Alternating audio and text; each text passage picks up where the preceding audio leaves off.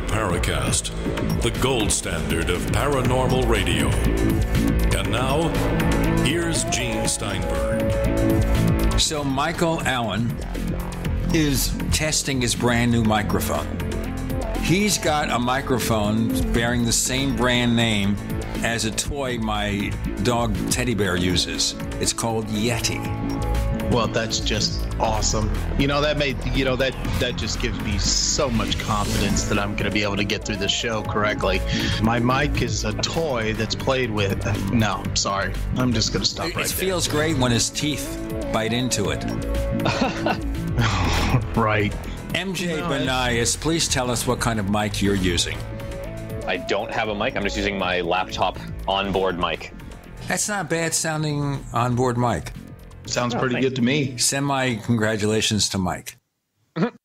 Seriously, folks, of course, Chris O'Brien's on extended vacation, and we brought MJ Banias here because he always has fascinating things to say. He wrote a really interesting article for Robbie Graham's UFOs, Reframing the Debate. We'll get into that and some of the new stuff he's written. But I came across a book the other day. The author bought me a deep dish pizza. Charles Wesley Orton. And the book is called, listen to this, folks, Everything You Always Wanted to Know About Things You Never Knew You Wanted to Know Anything About. It's a good title. Well, the first title was Don't Worry, We'll Think of a Title, but I'm kidding. And it has really interesting articles here. The history of toilet paper, from its origins in China to the present. Now, before they invented toilet paper, I can't ask that question. It's just not appropriate. From monastery to mall, the true history of the pretzel. Okay? Yeah. Mm-hmm. Yeah. The naked truth, a history of bathing. Okay, and this one I'll give you only because it's something we all have to suffer through. History of the birthday cake. All right. Okay. Fascinating things so far. Yeah, so far you're really just tearing it up, Gene. You see, some people believe that the best way to start a show is with something that really hits them between the eyes. I was thinking, do I either hit them between the eyes or do I present something that is so bad that everything past it has to be better? I think that's the second option. We'll go with that one. Right. Anyway, MJ, I've seen some interesting columns on your site. One that went up a couple of weeks back. And you have this thing called Terra Obscura, your blog. Yep. And you have an article here, and this is almost a tongue twister of a title, Ufological Seppuku. Why we shouldn't disembowel MUFON just yet. Now, I have kind of mixed feelings about whether we should or shouldn't. Or I think of Groucho Marx, where he said, I would never join a club that would have me as a member. There you go. That's actually pretty wise. I probably shouldn't either, but yeah, I kind of agree with you. I don't know where I stand yet either. Like I wrote the article and I have a position in it, but the positions change over time, maybe. Especially since I wrote it a couple of weeks ago, maybe my mind has changed a little bit in the last couple of weeks. But yeah, I sort of stand by my word. I'll stand by my words, at least for now. Tell our listeners briefly what this is about. Sure. So for anyone who doesn't know, MUFON about 4 or 5 months ago hired on a brand new director of research, and he was a scientist by the name of Chris Cogswell. He's a PhD, I believe, in chemistry or biology. Okay, now I don't remember, but he's a PhD for sure in a field. He has his own podcast called the Mad Scientist Podcast, and overall he was sort of a nice breath of fresh air, I think, for MUFON top brass. Definitely science minded, definitely a good sort of pedigree for an organization that claims to be a scientific organization.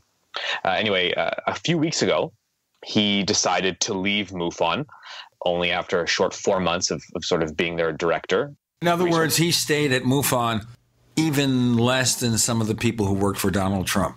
There you go. He quit. He didn't get fired. And it all kind of came down to a certain former state director by the name of John Ventry, who a year ago or so publicly went on a sort of racist tirade. And there was a lot of politics and drama that occurred as a result. And I guess in the last couple of weeks, Mr. Cogswell found out that Mr. Ventry was still involved with MUFON, even though MUFON publicly stated that he was no longer involved, apart from just being a journal receiver and a paying member. So Mr. Cogswell sort of being, I guess, disappointed with MUFON's leadership in allowing Mr. Ventry to sort of still participate in various things for the organization. He decided sort of as an act of conscience to leave. And that's sort of where this article, I guess, sort of began, or at least got its root of the idea. So that's the background. Well, the Twitter entry is just, it's awful. I mean, I was reading through it and where do people come up with these ideas? That you're speaking of Mr. Ventry sort of post. Yeah, he posted something. You have it on your blog here. Yeah. You posted his tweet. I mean, it's just, I don't even know where to start. I mean, something like this, when it's outrageous. It is outrageous. I think as I've sort of been researching this and sort of as people have been contacting me sort of after writing it, I think there's a general feeling, at least from some of Mr. Ventry's sort of personal associates or friends, that he definitely sort of regrets it happening. That's sort of how it sounds. Whether he thinks his words are still true or false, whether he thinks his words are true, and whether he has sort of changed his tune, let's say, in regards to his personal opinions regarding African Americans, I don't know. But he definitely regrets the whole thing. I mean, he was, a relatively established state director for MUFON, definitely sort of being bred for command. And that sort of got all thrown away for him. Because of you sound like somebody who gives somebody the benefit of the doubt. And I mean, I've read your article on just as a kind of a contrast or comparison, your article on Billy Meier is, I think you really, really try to understand somebody, where they're coming from, and try to see anything of value in what they have to say. And I think that's a good thing. It's something that I do. I try to always give people the benefit of the doubt and try to give them a chance to kind of fix themselves. But, there's a line you have to draw at some point, and just throw them in the trash bin. Just say, this guy is just out there. He's nowhere. He's delusional. He has no idea. Right. He's completely disconnected from reality. Now, I also think here people are entitled to freedom of speech, but they have to be careful about expressing hate. And if they feel that way and they share it amongst their friends and family who understand where this person is at, and he's not just the crazy uncle who shows up at Thanksgiving and they can't really throw him out, it's fine. Freedom of speech is fine. But when you intermix it with very public activities, I think you have to show a degree of discretion here. And that's the problem we see with this guy, Ventry, that he has no discretion whatsoever about expressing these views. And maybe he feels the political climate allows it. And I don't want to get into politics, because when we get into politics on the Paracast, other than a crack or two, they get pretty weird. And I don't want to get weirder than we already are. We got MJ Banias joining us. He's wrote a very fascinating chapter for UFOs, Reframing the Debate. Has a great blog. We're joined by our special co-host with a new Yeti mic, Michael Allen. Blue mics ought to be sending. No, I don't want to get into that. More to come. Sending. You're in the Paracast.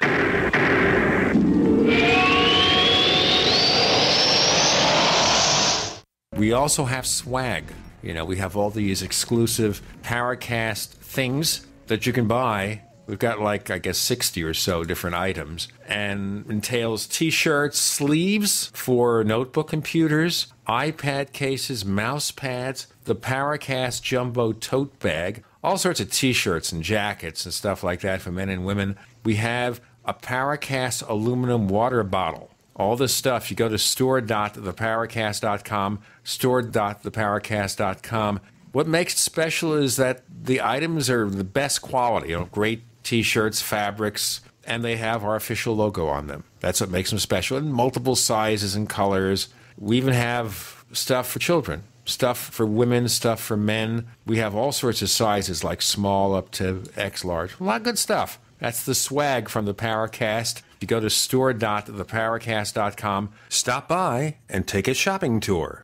I tried other brands, but I came back to my Sunshine. For the best hot or cold pain relief, get the best. Get a Sunny Bay heating pad. Sometimes life can be a pain in the neck or back or shoulder. And the best relief for that pain is a Sunny Bay heating pad. Did you know that the American College of Physicians said that one of the best ways to treat muscle pain is heat therapy? Sunny Bay heating pads are handmade with high quality, can be used at home or at work, and have a lifetime 100% positive rating on both Amazon and Etsy. Why take another pill? Many people use our Sunny Bay heating pads alone and got rid of the neck pain. Long distance travel or long hours in front of a computer can take its toll on your body. See why our homegrown small business at sunny-bay.com has tried to help people just like you. Get your Sunny Bay heating pads at sunny-bay.com. That's sunny-bay.com. Or call 253-678-1361 for hot and cold therapy. sunny-bay.com.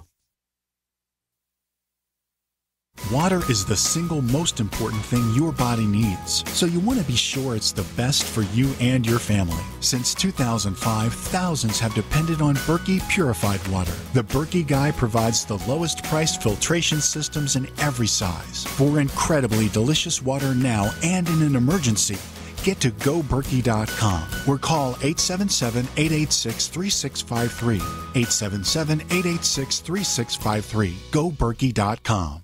This is a warning to all household pests, to all cockroaches, spiders, ants, mice, and rats. If you've made yourself at home in someone else's home, you'd better hope the owners never hear about Terminix. Because Terminix has the know-how and the means to do whatever it takes to remove you from that home.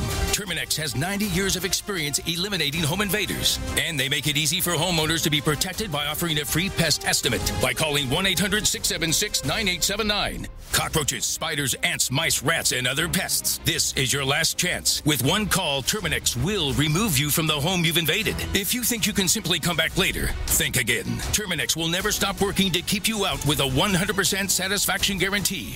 Pests. Wherever you are, I will find you. Pests, you've been warned. Homeowners are calling Terminix right now for a free pest estimate. 1-800-676-9879. 1-800-676-9879. 30-day money-back guarantee at participating locations. Limitations apply. See plan for details. Most of you know that heart disease is the #1 silent killer in the U.S. What if I told you for just $54.95 a month you could fight against heart disease naturally? At Heart and Body Extract, we've been helping thousands of people get back to a healthier heart. Don't just take my word for it. Check out all of the success stories at hbextract.com. Or to order, call 866-295-5305. That's 866-295-5305. hbextract.com. Don't risk it when you can take charge of it. We'd like to hear from you. If you have a comment or question about the Paracast, send it to news@theparacast.com. That's news@theparacast.com. And don't forget to visit our famous Paracast community forums at forum.theparacast.com. We have a more robust Michael Allen as our guest co-host. Chris O'Brien on extended vacation. Next week, by the way, we've got another fascinating show for you. And he wrote a book, by the way, for Robbie Graham's publishing house or publishing company. His name is Jack Hunter. And you'll learn more about him next week. And we'll put up a thread for that discussion over at theparacast.com/forums or forum.theparacast.com. So we were talking about an article here from MJ from his blog called Terra Obscura. It's called Ufological Seppuku, Why We Shouldn't Disembowel MUFON Just Yet. So now that their new director of research is toast, he left. We should get him on the show soon. What do we do with MUFON? Yeah, and I raise this in the article. I have to be honest. Like, obviously, I find what Mr. Ventry said to sort of be, despicable. But I think the bigger issue was Mr. Harzan, Jan Harzan, the executive director of MUFON, his immediate response, which was sort of promptly deleted. The post lasted maybe a day or two until it sort of was removed from MUFON's website. And I have a screenshot of it on the article if you want to read it. The one sort of problematic statement is he sort of suggests that everyone who found Mr. Ventry's post despicable and publicly sort of said they found it despicable, sort of referred to all those people as haters, and that, haters are basically going to hate. And obviously, this is awful. This is sort of a response that you don't want to have from someone who's in charge of an organization. Not only that, it's an organization that's devoted to sort of a public service in regards to investigating UFO sightings, especially investigating UFO sightings for sort of everyone, right? No matter what the sort of cultural background is. So I think there was a big slip up on Mr. Harzan's part to sort of deal with Mr. Ventry's comment. And that's kind of my fundamental problem, I think, with the overall situation as it sort of played out. Now, in regards to MUFON, I kind of say in the article, I don't want to necessarily go to war with MUFON. I have no interest in going to war with MUFON. I think MUFON has hundreds of excellent field investigators. I would say they have hundreds who aren't excellent, but they have hundreds who are excellent, and they have hardworking volunteers and dedicated people. And unfortunately, for a lot of them, that's their only sort of way to investigate UFOs. It's their only way to engage with the UFO phenomenon, because they just don't have the ability or the financial ability or the wherewithal to sort of set up their own organizations or set up their own investigative outfits or have their own blogs or whatever. They're just, they investigate for MUFON, and they're great. So I don't necessarily think we should sort of, like I say, disembowel MUFON, but I do think that the leadership here is at fault. Ultimately, this all sort of happened, and it all played out the way it did under the watch of Mr. Harzan and his sort of top brass. And ultimately, my article using the seppuku sort of idea is based out of Japanese sort of honor suicide, in that when the leadership fails, the leadership is responsible to gain its honor back. And for the leadership to do that, obviously they sort of commit this ritual disembowelment. Now, in my article, I clearly state, please don't disembowel yourself, MUFON top brass. Your lives are precious. And if they did, they'd blame you. I'm sure they would, but I sort of say that again in the article, like, I don't want anybody to die. But I think the honorable thing to do for some members, especially sort of some of the higher ups who let this all go down on their watch, it might be time to resign. It might be time to let MUFON have new leadership, and a leadership that is maybe more conducive to, being proactive instead of reactive, especially in responding to sort of issues of race or issues of sexism within ufology. Well, it gets back to your point about the democratization, the point you made in your essay. The UFO, the entire framework, the entire culture is a democratization of information sharing, which and I think that what you're looking at, it makes sense that you'd have a kind of there'd be a slower process in trying to pull these weeds out of not something that would just happen automatically in an authoritarian system. Right. That's one thing that I think that may be an interesting kind of tie into your essay, which was very interesting. But I read through it. It was I was really fascinated by it. I think that that's probably what you're looking at. This is another case example of how we especially when he said when the response that was taken down is saying, let's listen to what somebody says and let's have a dialogue about it. I think that the problem is that you're going to run into a kind of an automatic knee-jerk reaction. It's kind of like the Me Too movement. And it's valid. It's completely valid. There are things that you just don't say in political discourse. And I think the problem is that you're dealing with a kind of a cultural framework that is used to listening and taking things for what they are and letting people speak their minds. And I think you have a kind of a double-edged sword there. Well, you also have a problem these days, which is the false equivalency problem, where you assume that all viewpoints have equal value, even if they're patent nonsense. Now, as I said, if someone has hate in their hearts, they shouldn't make it an issue that can be attached to their employer and organization they work with. The other thing here is with Jan Harzan. He's a really nice guy. I've had him on the Paracast a few times. The issue here is he's tried to commercialize MUFON. To boost membership, he does things that he thinks will attract an audience. That's why we have the Hangar One show with its semi-fictional approach. That's why we had last year's MUFON conference where some pretty wacky viewpoints and some pretty whacked out people came there to present their wacky viewpoints because he felt they would attract an audience, not to research UFOs. In fact, these days, even though there are many dedicated researchers with MUFON, you get the distinct impression they're more into evangelizing the word and the truth about the UFO arrival, not so much as we've got this strange phenomenon, what's causing it? They're not interested in solving the UFO mystery. They're interested in presenting the wackiest, wildest sightings and lectures possible so people will renew their memberships. And that's just really, really unfortunate. Let me just tell you that we've got the Paracast Plus with the exclusive After the Paracast podcast. We have the Paracast special version free of network ads. You learn more if you go to plus.theparacast.com. Plus.theparacast.com. MJ Banias joins us, blogger, UFO researcher, etc. And we'll ask about the etc. in a moment. And Michael Allen, boasting of his new Yeti mic.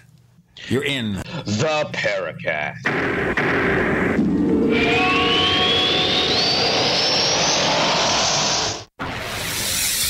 You are listening to GCN. Visit GCNlive.com today.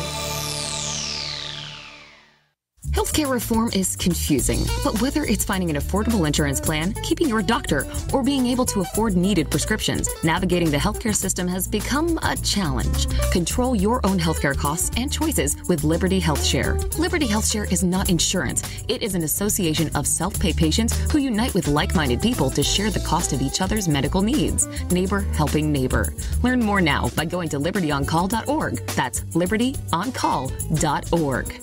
Water is the single most important thing your body needs, so you want to be sure it's the best for you and your family. Since 2005, thousands have depended on Berkey purified water. The Berkey Guy provides the lowest priced filtration systems in every size. For incredibly delicious water now and in an emergency, get to GoBerkey.com or call 877-886-3653. 877-886-3653. GoBerkey.com.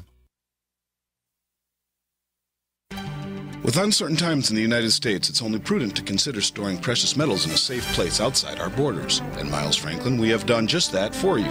Partnered with the most respected storage company in the industry, Miles Franklin is proud to offer the only fully insured private safe deposit box program in North America, held in Vancouver and Toronto. Send us your previously purchased precious metals or have one of our brokers help you purchase something new. Questions? Please call one of our experienced brokers at 866-485-4346. Solid foundational storage, partnered with the most respected name in security. Maintaining an A-plus Better Business Bureau rating and residing in Minnesota, the only state in America that regulates the precious metals industry, making doing business in precious metals with Miles Franklin the safest choice. Call us at 866-485-4346. Again, that's 866-485-4346. Miles Franklin Limited, a name you can trust. How well and how fast does Heart and Body Extract work to improve blood circulation? Listen. My name is Ellis, and I am 66 years old, and I live in Jacksonville, Florida. 2 years ago, I was diagnosed as having clogged arteries. I had 70% blockage in one artery leading to my heart. They wanted me to go on Plavix, but I refused, knowing the negative side effects. Heart and Body Extract is a unique balance, synergy, and proportion of herbs reaching from head to toe at maximum absorption around 95% at the cellular level. Within the first month, I felt a dramatic difference. The heaviness in my legs was reduced, and within 2 months, I felt completely normal. Your natural organic herbal formula for heart health is Heart and Body Extract. Heart and Body Extract comes with a 100% ironclad money-back guarantee. Details at hbextract.com or call 866-295-5305 for Heart and Body Extract. Call 866-295-5305, 866-295-5305 for Heart and Body Extract. Attention business owners and independent contractors. This is a money-saving message from Tax Mediation Services. If your business owes $20,000 or more in taxes, we can help you today, right now. Listen, dealing with the IRS is no picnic. It's an intimidating and extremely stressful process, and you don't want to go it alone. Our attorneys know every law, every tax break, and every possible opportunity to help you resolve and reduce your tax debt. And if you owe more than $20,000, you may be at the top of their hit list. So don't take your tax debt lightly, because it will not go away on its own. The IRS can seize your bank accounts, your home, and even shut down your business. Call our tax experts today at 1-800-261-9818 and let us deal with the IRS while you focus on your business. That's 1-800-261-9818. Again, 800-261-9818. This is Leslie Kane, and I'm with the Coalition for Freedom of Information, and you are listening to the Paracast. So is there a future for MUFON here? Can I jump in on this, actually, in regards to sort of what was said in the previous segment? Please do. You know, it's interesting because my interest in UFOs, while I do find the phenomenon fascinating, I'm relatively agnostic as to the source or really what it is. My interest in UFOs is more cultural, in studying and exploring sort of the UFO community and the UFO subculture as a thing in and of itself. In the bird's eye view of the UFO community itself, you have this, I think, divide, and it's not a clean divide, but you have a divide between what I would like to sort of call the UFO researcher, sort of the field investigator, that sort of type of person. And then you sort of have what I call like the characters of ufology. And these would sort of be the Corey Goods, the David Wilcox, the Stephen Greers, who, like you say, evangelize, right? Their intention here is not to necessarily bring any evidence or truth or factual information to sort of in an attempt to demystify or an attempt to piece the puzzle together in regards to UFOs. They've already come to a conclusion somehow, whether they just made it up or whether maybe they had an experience. But they, like you said, are trying to convince people of their belief system, of their theology. And it's interesting to note that in this whole sort of ufological landscape, MUFON is struggling to find members. I think currently the membership is probably, roughly 3,000 members with maybe 400 field investigators. That sounds less than it used to be.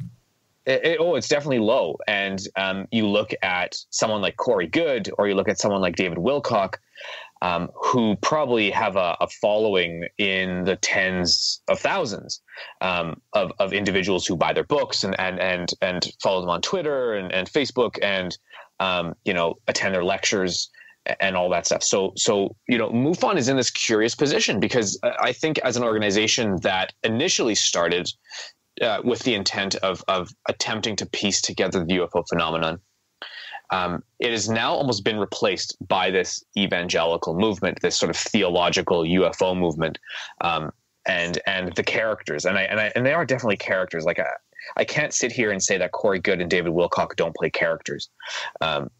Whether they're honest or not, I don't know, but they're definitely sort of actors on a stage sometimes. Well, let's go back to the Stephen Greer example, years ago with the Project Disclosure. And you had a good deal of really what I would consider to be qualified witnesses, people who had an extreme amount of, had a very high integrity mixed in with people who had none at all. And then at the top, you have an individual who's kind of running the whole show. Yeah, where you have this guy who's bringing in what I would consider to be very highly qualified people. I mean, there's a mixture. It's a mixed bag. And I watched all of the videos, the Project Disclosure, years ago when it first came out.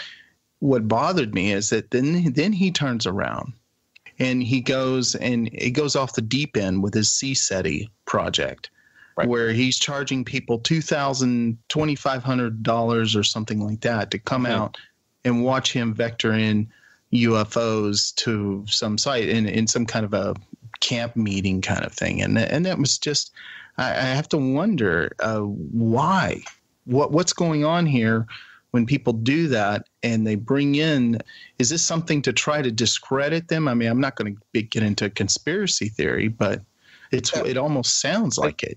I think ufology is, again, culturally as a massive conglomerate of people who sort of coexist as a community, and the hundreds of thousands of them, however many there are. Ufology is very much filled with people who have a pre-established mistrust or distrust rather of science itself as a endeavor, right? Ufology, when you look at the community, is filled with people who believe in flat Earth. They believe in hollow Earth. They believe that reptilians live on the moon. There's a very much sort of an anti-science. There's a significant amount of anti-vaccination people. There's, I think, a distrust of science within ufology because it lends itself well to that. Ufology is a very, very anti-establishment type of subculture. So by nature, you're going to have groups of people who distrust the establishment. And if MUFON is playing a scientific game, at least they used to play a scientific game.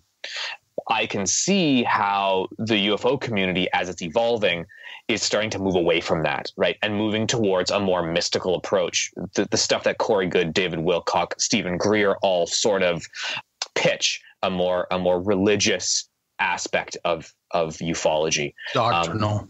Exactly. Less about doing proper research, filling in sighting reports, comparing that data, doing proper data analysis. We don't have to worry about that. Rather, they would say we can worry about meditating and like you say, vectoring in UFOs and talking to our space brothers, and anyone who disagrees with us, right? And ultimately, because it's a religion, anyone who disagrees with us is the enemy, right? Anyone who disagrees with us is part of the cabal, or is part of the intelligence establishment, or is, I can't remember what the newest one is, has been infiltrated by the CIA or whatever. Right? Well, there's the shadow government. There's the, right. There are all kinds of names for it. And, when you're talking about reptilians, it goes back to David Icke, who with his 6-hour lectures goes through some pretty interesting material. And then he just goes off the deep end. If you want to hear, I mean, you probably heard enough of him, but it's interesting when they put forth these theses. And I have no doubt that there's probably a group of people, who have a good amount of control over the resources of the planet, and they represent a small population. But I don't necessarily think that in and of itself means that there's hidden information that we just don't, that they're keeping from us, or that there's some kind of global agenda. And I think that's probably, again, what you're talking about when you talk about in your essay, the democratization of information is kind of a double-edged sword. I don't know if you mentioned this, but it was something that I kind of read when I kind of got out of it. It was that is that you end up with this kind of a chaotic community of people who are anti-establishment, but at the same time, they have this kind of decentralized system of evaluating cases, information, and I think that that's the problem is that you don't have the hierarchical, you don't have that hierarchical framework that you would see in a capitalistic system. No, I mean, ufology is total anarchy, man. Like, it's totally complete anarchy. Yeah, there is no ivory tower. There is no hierarchical system. No one's the Pope. You just have these different people, groups, sort of vying for as much of the pie as they can. And you know what? The beauty about ufology, and the beauty of this, the democratized system, the beauty of the anarchy of ufology, is that no one really holds onto the pie for too long. You know, at the end of the day, it doesn't take long. It'll be a few years, but in a few years, no one will remember David Wilcock and Corey Goode and Stephen Greer. No one will remember To the Stars Academy. No one will remember MUFON. No one will remember anything, because something will replace those things, or many things will replace those things, and they will fade into obscurity, and other things will take its place. We're not going to disappear, however. We got more to come with Gene and Michael and MJ. You're in the Paracast.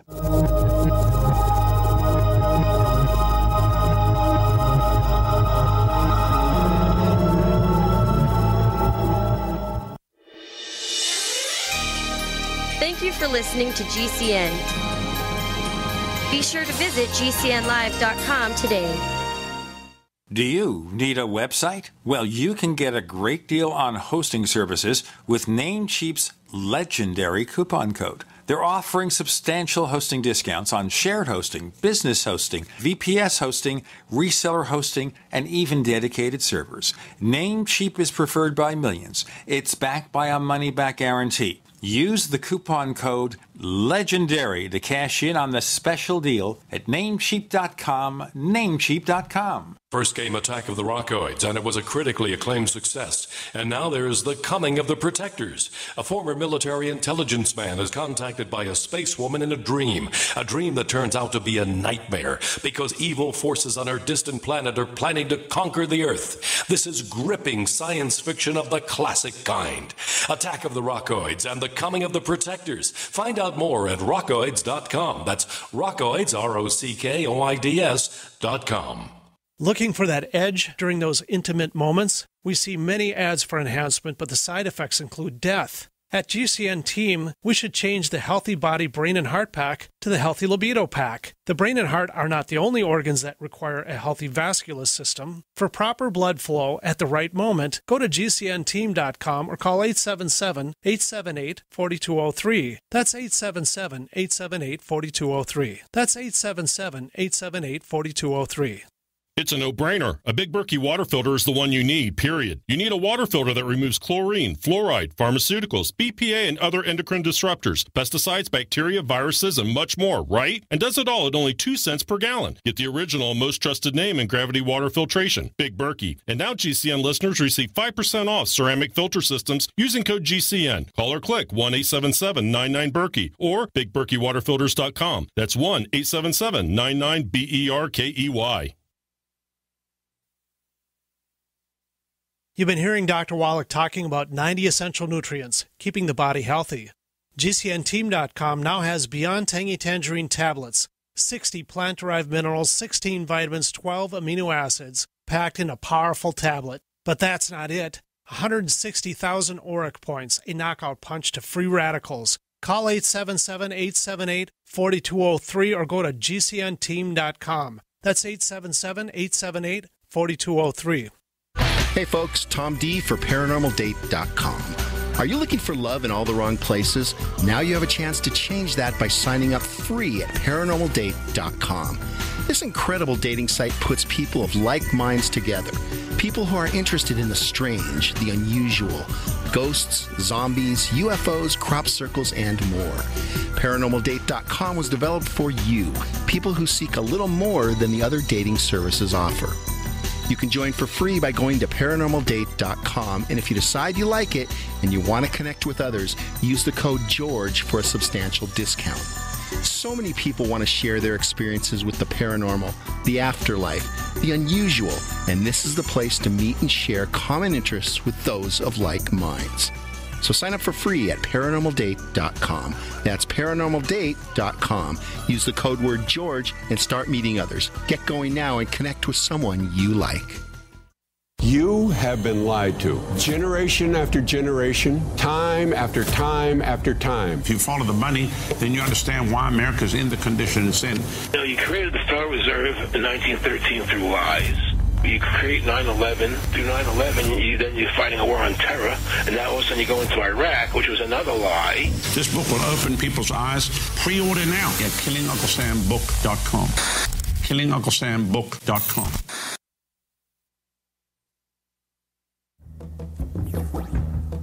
Hi, this is James Fox from Chasing UFOs. You're listening to the Paracast, the gold standard of paranormal radio. Okay, MJ, Gene, and Michael are here. Oh, by the way, I just want to mention that we got an email from our old friend Tim Beckley the other day. Brad Steiger was one of the first guests on the Paracast, these many years ago. Okay? In 2006, he's in a hospice. And I'm very sad to hear that. So what happened? What's going on with him? I didn't know about that. I heard the news the other day. That's really sad. This is heavy. Losing a good one. Brad Steiger, has been ill for the last few years. And as I said, he was the first of two guests on the Paracast on February 28th, 2006. The other guest was James Mosley, who was no longer with us. Now, Brad had the distinction of helping us name this show, the Paracast. We were going to call it Paracast World. And Brad said, why not just call it the Paracast? And Brother Brad, when he says something, we listen to him. So we send our best wishes over to Sherry Steiger, and maybe a miracle will happen. You never know. Brad is pretty prolific, right? He wrote something like 120 or 150 books or something, didn't he? Like, he's quite established, like, from what I understand. I think it was 160 something. That is a serious amount of books. I only met him a few times over the years.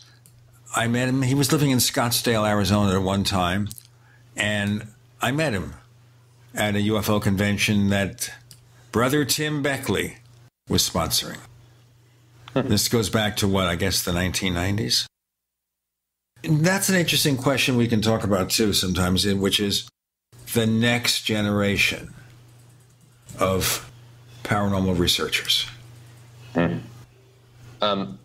I think, obviously it's going to happen. I mean, the old guard will eventually disappear and sort of the new guard will replace it. I have no idea what that will look like. Whether MUFON is still in the picture, like whether MUFON will be in that new world, I don't know. I sort of hope it is. I hope MUFON can somehow save itself, pull itself out of the fire that it's currently in. Well, I think that a lot of the people that are involved in the subject, either they've had a direct experience later in their life, or they met somebody who had an experience and they want to research it and figure out what's going on. And then you have there are people who just simply read a book about it at an early age. And I think that you're going to get the same kind of, the only difference, of course, is that with the cases that people focus on right now, they're going to change. We have a lot of cases that have happened that people still talk about. The one in Chicago, the one in O'Hare, we have the one in Stephenville, and there are probably people who maybe are not serious about it right now, but they're mulling it over in their minds, and you never know what's going to happen. I mean, I think that in my case, I got into this. I was interested in this field because a friend of mine had a very, very powerful experience. And while I didn't really believe in it because it was secondhand, I was like, I didn't see what you saw. Mm-hmm.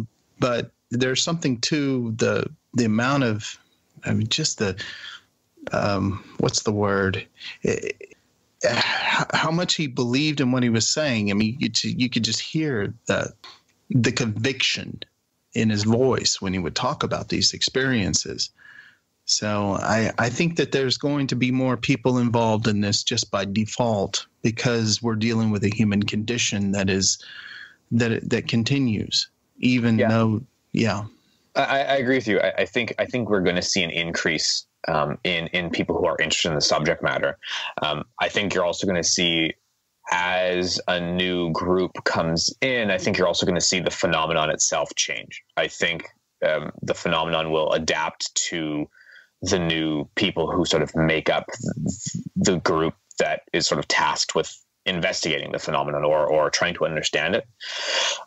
So I'm not saying that suddenly, it's going to be some dramatic change, but over time, you'll definitely, I think, will notice the nature of the phenomenon will become something different, especially as technology develops, especially as, you're now, the phenomenon is now dealing with young people who have devices on them 24/7 and, are typically connected to the internet, at any given moment. And just the way it's all going to play out is, the 1950s and the 1960s, 70s and 80s, those days are long gone. And the technology of those days is long gone. We're now dealing with young people who are born with an iPhone in their hands and Wi-Fi. So I think you're going to see a total shift in how the UFO phenomenon occurs as well. So I agree with you on sort of both counts. Well, I had a question that I wanted to ask, and it really relates to your essay. I'm not going to quote directly, but you had this kind of starting out with the notion of true reality being inaccessible, because we construct with the system. Our own objective reality is, our own subjective reality puts us out of reach of the objective reality. And I'm wondering if that's hyperbole, because I read this and I thought it made me go back to some of the philosophers, particularly Hegel. And I'm not going to get into it, but where we're part of the universe, that we kind of come out of the universe in the same way an apple grows from a tree. That's an Alan Watts quote, by the way. And I just wonder how much of that is really true. I know that we have a connection to reality, but because we are a part of it. But is objective reality really forever out of reach? Well, yeah, we can go down a lot of rabbit holes here, man. I know. I'm sorry.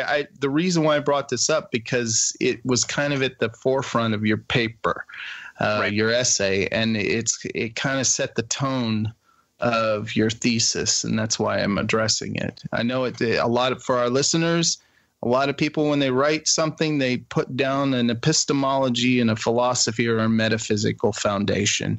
And I like to go to the root.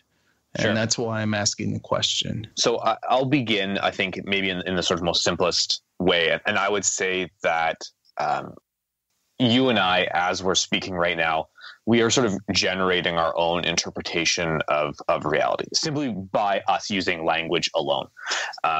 Language itself is not objective, right? So if you and I think in language, which we typically do, and we communicate in language, we are accessing reality in a totally subjective way, or at least a subjective way that sort of we can both understand each other ultimately, but our language does not necessarily equal an objective reality. So when we talk about, UFOs, or we talk about coffee cups or laptops, we are forming those concepts out of language. Language is sort of the prime mover of our subjective reality. And I mean subjective reality here. We can argue that if there is an objective reality, we can argue that there is potentially some large, primary mover, like a god or something.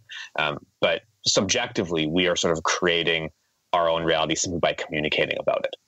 But what about the idea of communication? Let's look at something that's more prosaic, like the communication of that happens with the DNA molecule and an RNA division, and there's this little thing that goes along and reads the information and then translates it into proteins. I mean, in other words, communication divorced from communication and objective reality. When you think about a language, and I agree with you on the idea that there is a subjective component to language, but there's also a shared reality between the people who use that language, just like there's a shared reality between computer systems that all speak the same language through a certain layer, and they can actually communicate, and real world events occur because of that communication. And that's the part that I kind of get a little bit. I mean, my problem is that I'm a monist. More to come. You're in the Paracast.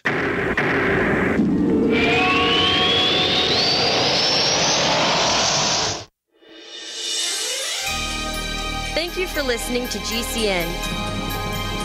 Be sure to visit GCNlive.com today. Attack of the Rockoids has been well received by critics and readers alike. It's a thrill-a-minute story you'll never forget. A former U.S. military intelligence officer is haunted by intense dreams about a beautiful woman pleading for his help after a terrible battle in outer space. But the dreams turn out to be true and thrust him into a telepathic love affair with a woman whose faraway planet is intent on destroying the Earth. And now the gripping tale continues in The Coming of the Protectors. It's the second book of the Rockoids trilogy, a galaxy-spanning adventure that pits our hapless heroes against powerful, fanatical enemies that threaten the lives of freedom-loving beings everywhere. Attack of the Rockoids and The Coming of the Protectors, classic science fiction at its best, available now. For more details, visit rockoids.com. That's ROCKOIDS.com. This is Dan Pilla. Do you owe the IRS money you can't pay? Are tax debts crippling you? I've defended people from the IRS for over 30 years. I've helped thousands, and I can help you too. I wrote the book on IRS settlement, and I'm telling you, there's no such thing as a hopeless case. Call 800-34-NO-TAX to finally get free of IRS debt. With the IRS's new programs, there's never been a better time to solve your problem. Call 800-34-NO-TAX. That's 800-34-NO-TAX, or my website, danpilla.com. You have been lied to. Generation after generation, time after time after time. If you follow the money, then you understand why America's in the condition it's in. You created the Federal Reserve in 1913 through lies. You create 9/11. Through 9/11, then you're fighting a war on terror, and now all of a sudden you go into Iraq, which was another lie. This book will open people's eyes. Pre-order now at killingunclesambook.com. killingunclesambook.com.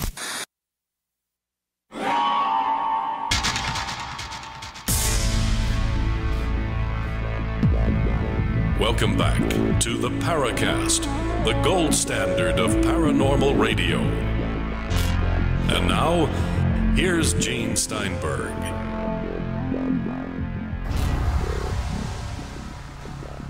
Let me tell you something here. Last week, if you heard Nick Redfern and his Paracast stingers went on forever.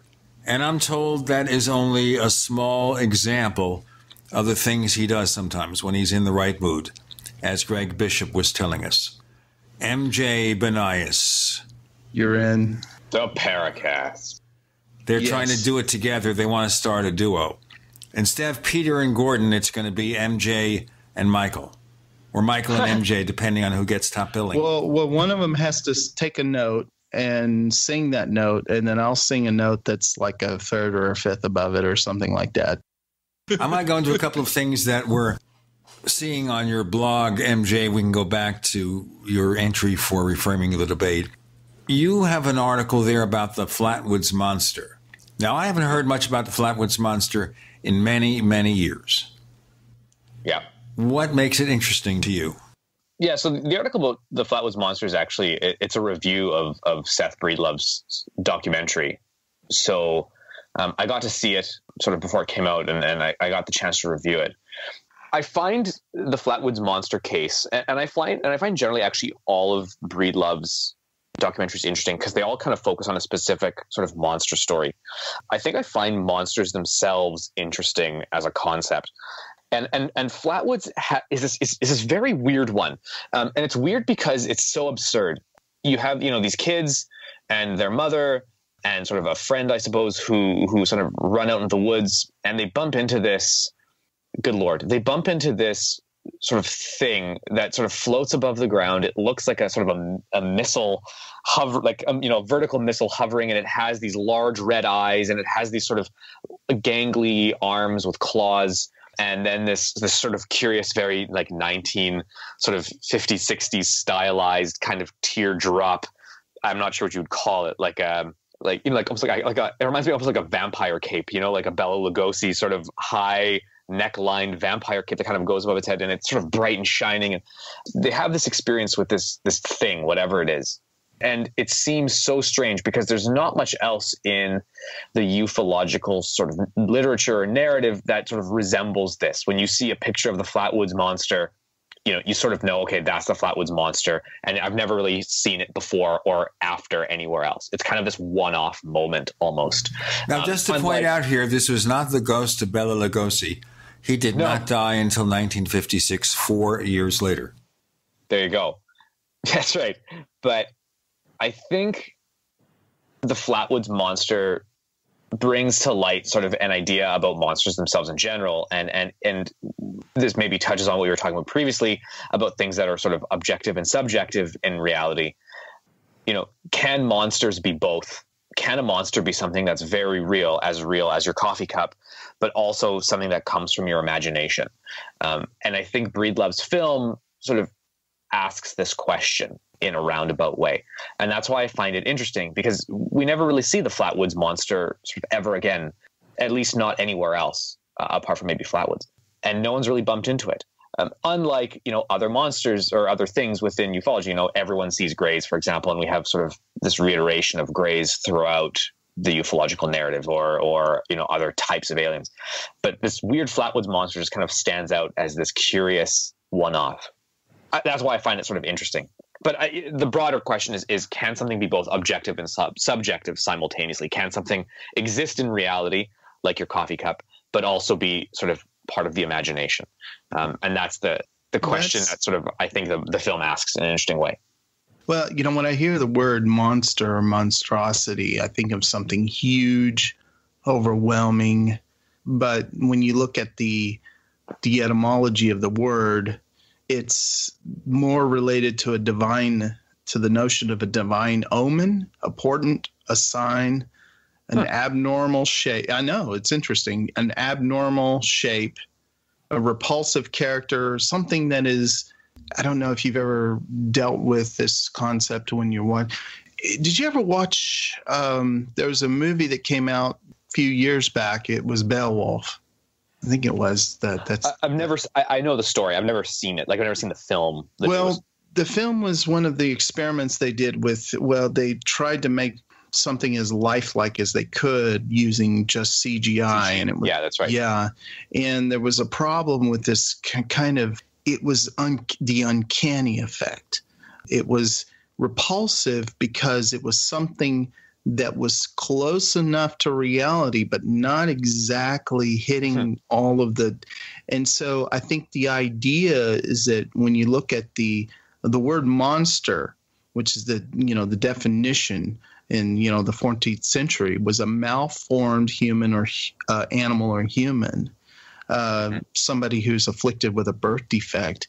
And that's something that I think is probably hits deeply into our into our reptilian brain, is that when we see something that's almost real but not quite, that becomes a monster. Mm-hmm. And it also comes from a root, means to warn them away. This is a repulsive object, awful, abomination. These are all synonyms, but it's just a really interesting etymology. But when I think of the word monster, I think of something huge, gigantic, like a turducken. Yeah, I mean, like take every creature in the world and combine it into this big, massive ball of just this monstrous. See, look, I can't even. I have to use the word. This monstrous turducken of every single thing that exists, and we have the beginnings of a real nightmare, one that you wake up from in a cold sweat. I have never been afraid of a turducken before. Well, I'm not either, but I use that term when I really mean is combining a whole bunch of things together, like a centaur or a griffin. Right. But then you have in dream imagery, and particularly in the nightmares that I had, and this is a subject for another show, Gene. I always dreamt of, basically, if you took all of Noah's Ark, what really would have been on Noah's Ark. If there was such a thing, and you put it in a big ball and you threw it at me. That was the most terrifying thing I'd ever seen. So that's what I think of when I think of monstrosity, is just a combination of things. You see this in Alien, where this creature pushes itself out of the stomach of a human being, or you see this thing that has basically absorbed a bunch of human beings, and all of their faces are sticking out. I mean, that's what I think of when I think of monstrosity or a monster. Well, I think the idea of the monster is that it's sort of this thing that crosses boundaries, right? Which is where I think the film, and where sort of my article, or I guess my review of it, sort of tries to go. You have this thing which sort of exists in multiple realms, right? Like you say, it's a combination. And I think when we talk about monsters, and humans have been sort of talking about and potentially seeing monsters, since time immemorial, you have to then have something that is both real enough anyway, that it's discussed and talked about around campfires and over meals, and that you warn your children not to go too far into the woods, because something very real can happen to them. But also, they're also sort of this curious subjective collection of ideas that usually are culturally based, again formed from a certain language or a cultural background, that what are the anxieties and fears of that culture, and how can we collaborate them into something that is real, or something that roams the woods at night. And like you say, right, monsters are this collection of ideas, both maybe real and imagined. And the Flatwoods Monster is this great example. It's sort of very much something frightening and large, but it's also almost technological. It hovers above the ground. It has this sort of curious body that is more machine than biological. Let's go into more machine stuff here. The commercial cart. With Michael and MJ and Gene, you're in the Paracast.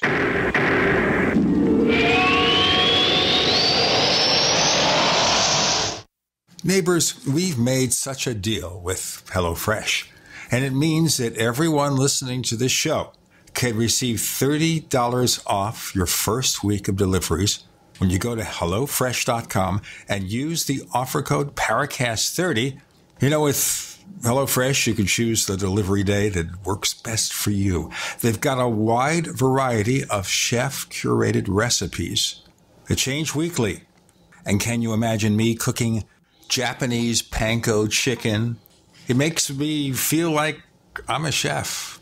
It means also that you could actually get your meal cooked in 30 minutes. For busy people, this is perfect. The simple recipes include step-by-step instructions so even I can figure it out. Go to HelloFresh.com, use the offer code Paracast30 to get $30 off your first week of deliveries. HelloFresh.com. It's been said, Any society is only 3 missed meals away from chaos. Those times may be near. Think about it. Our country faces multiple terrorist threats and aggressions from Russia and North Korea. Social unrest and violent marches yet again may lead to looting of stores and city shutdowns. And our crumbling infrastructure leaves our power grid vulnerable to long-term outages from a single cyber attack. When the chaos from any one of these threats arises, the government knows it can't provide during a widespread national emergency. That's why you need your own plan for self-reliance. That's where My Patriot Supply comes in. Get a 4-week survival food supply for only $99. That includes breakfast, lunches, and dinners. Order online at preparewithgcn.com. $99 for 4 weeks of survival food that tastes like homemade cooking and lasts up to 25 years from My Patriot Supply. Get your kits today at preparewithgcn.com. Free shipping is included. Preparewithgcn.com. Fellow Patriots, my name is Todd Savage, founder of BlackRifleRealEstate.com. Like you, I was a prisoner of the alt-left sanctuary state until one day I chose to lead my family to freedom. Today we live on a sustainable 20-acre homestead where we shoot, hunt, garden, and homeschool our children without the tyranny of the nanny state looking over us. If you're ready to flee the city to the freedom of Idaho or Montana, our Black Rifle Real Estate team is here to help. Go to BlackRifleRealEstate.com. That's BlackRifleRealEstate.com. Bitcoin is losing crypto market share to other digital currencies. Bitcoin's astronomical rise has led to the creation of numerous competitors like Ethereum, Ripple, and Litecoin, which have also seen massive gains in value. According to Quartz, Bitcoin made up 85% of the crypto market 1 year ago, and today it has fallen to 36%. Remember, the only way to win in the casino is to take chips off the table. Call Miles Franklin at 866-485-4346 and let us show you how to quickly turn your Bitcoin into the 5,000-year-old safety of precious metals. Miles Franklin can quickly convert your Bitcoin to precious metals with one phone call at 866-485-4346. That's Miles Franklin celebrating our 29th year in business without ever receiving a customer complaint. Call us at 866-485-4346. Fast, easy, safe, and convert your Bitcoin into gold with one phone call. Are you one of the 70% of Americans that want to own your own business? Afraid to leave the security of your current job to pursue your dreams? I'm Pharmacist Keith. Dr. Wallach, the Dead Doctors Don't Lie guy, and myself want to show you a low-cost way to create your own business, working around your current job schedule, creating an extra income for you and your family by joining his crusade, spreading his message of better health. To learn more, visit radio.recordedvideo.com, radio.recordedvideo.com. That's radio.recordedvideo.com. We'd like to hear from you. If you have a comment or question about the Paracast, send it to news@theparacast.com. That's news@theparacast.com. And don't forget to visit our famous Paracast community forums at forum.theparacast.com. Why are we talking about carts? I don't know. I don't know. Let's continue our discussion. The Flatwoods Monster is this mix of technology from a Cold War sort of fearing public and a biological being. It's this sort of machine creature, as sort of the way it was described by the initial witnesses. So again, it's this blending of reality and objectivity and subjectivity, which is why I find it interesting. This was kind of a singular episode. We've had monsters, but were there any monsters of record that resembled the so-called Flatwoods Monster? And that's sort of what the film presents a little bit. Like, the town of Flatwoods had apparently, I think it had only, half a dozen or so sightings of this thing all around sort of a quite a close period of time. There were dozens of other sightings of other monsters in Flatwoods.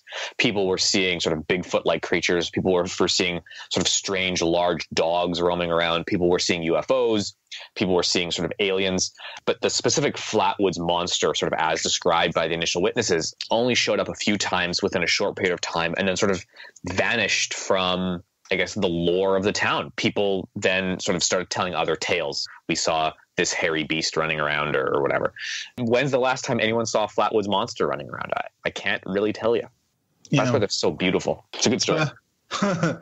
that's the thing. I mean, you see these examples where people see all different types of paranormal phenomena in one area, for instance, and they don't seem to be related. And this is, by the way, what I think, Gene, is why people are tempted to try to create a unified, for lack of a better term, a unified field theory of the paranormal, or a unified that encompasses all. And I think that's a very bad direction to move in, because in cases where you have people who are in an area that's where phenomenon occurs and they may be interpreting it in a certain way, it's not good to just simply say that it all comes from one simple source. And I guess in one respect, it might, if you think, well, there's this proximity, but it bothers me a lot when I hear people trying to combine all of the, let's say that, for instance, we are being visited by aliens, and that's like a very small percentage of paranormal, and I hate that term, by the way. I hate the word paranormal because I think everything is normal. Right. I mean, when you look at, this is my point of view, is that at some point we're going to have an understanding of something we didn't understand. That's what science hopefully gives us. I know that's, you test something out, you learn, you go through the scientific process, you run your experiments, you test your hypothesis, you revise your hypothesis. And all of these things combine to help us advance our knowledge a little bit by little bit and weed out the things that don't make sense. But I think that a lot of times that in the paranormal field, this is my soapbox, Gene, but we try to combine everything and throw everything into one bucket and try to explain it all from one simplified theory. In other words, the unified field theory. You opened a thread in the Paracast forums about it. So explain to MJ what this is all about. So basically, this has been a discussion that's kind of evolved over the last couple of times that I've been on, because I have a tendency to be a broken record. And is that what you said? You said. Nice. Yeah, I repeat myself. I'm going to be standing for repeat himself. Okay. Repeat himself. Yeah, repeat himself. There's a line from a comedian: people who smoke too much weed repeat themselves. Yeah, exactly. So what I'm basically saying is that there's a lot of people who try to construct a theory that accounts for all the phenomena. Now, I think that when Stan Friedman comes out and he says it, and he sounds like a broken record, and I sound like a broken record copying a broken record when I say this, but he says some UFOs or some unidentified flying objects, underline 150,000 times, or whatever number he chooses to do in his lecture, because it changes in every lecture,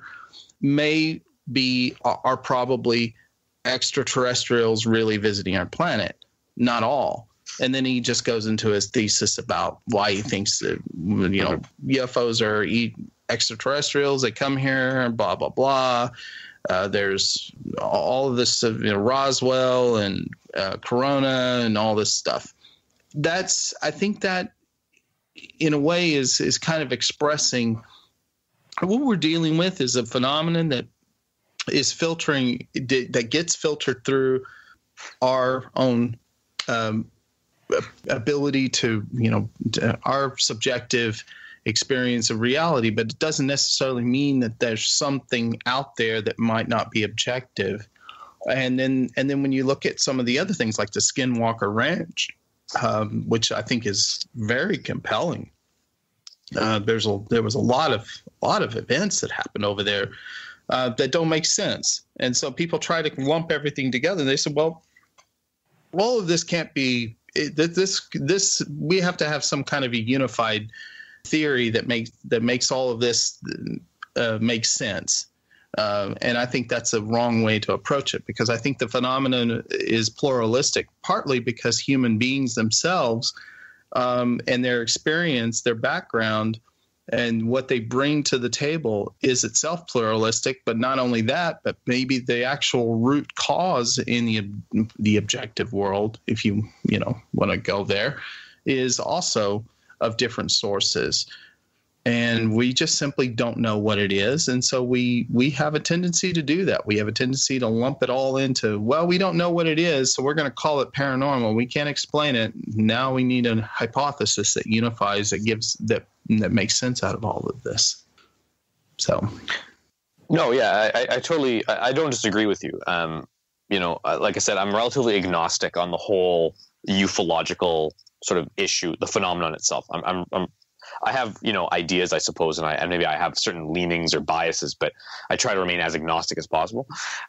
So I'll play devil's advocate maybe a little bit. So don't take this as for the audience, don't take this is what MJ Banias believes. I'm just playing devil's advocate. But in regards to the phenomenon, I think while I agree with you that, the scientific approach is a valid approach, I think the issue then is what happens. And you sort of said this earlier, what happens when you deal with, in this new brave world of studying UFOs via science, what do you then do with all of the anomalies that occur within the UFO phenomenon? Because we can't say the UFO phenomenon is consistent in any way. When you look at it as a whole, the narrative is so varied and so complex that it has tons of anomalies. Like it's an anomalous thing with anomalies in it. So that's a good quote, by the way. I like that. Thanks. So how do you, like, what gives your process the right to say, or the ability to say, this anomaly is legitimate, this anomaly is not? Well, and I think that's the $1 million question. We have millions more questions coming up. You're in the Paracast.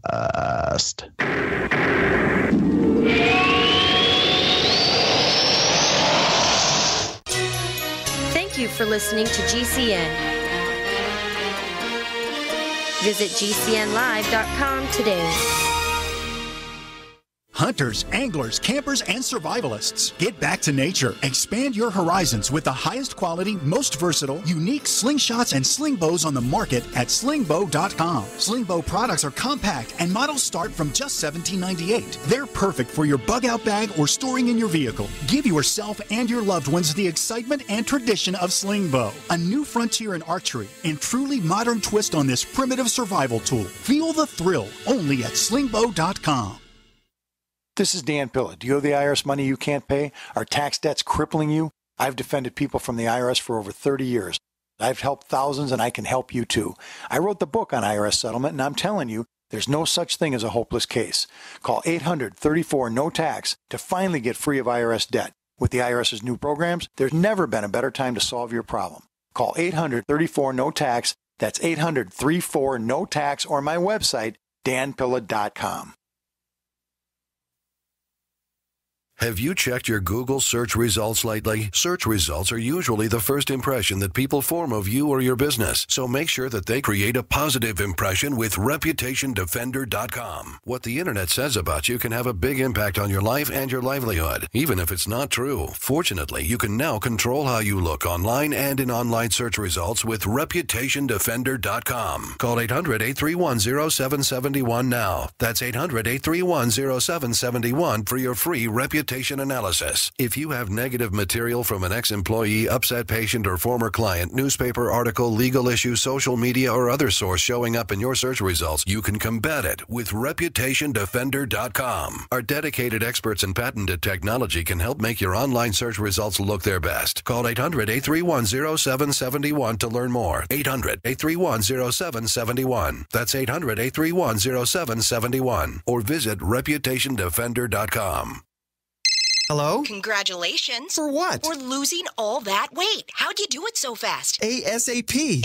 What? What's that mean? Are you ready to get as skinny as possible, as soon as possible, as simple as possible, and as sexy as possible? I'm listening. Then get with the ASAP program. It's real and it works. No smooth talk, no slick advertising, and no exaggerated claims of success. I've got to know more.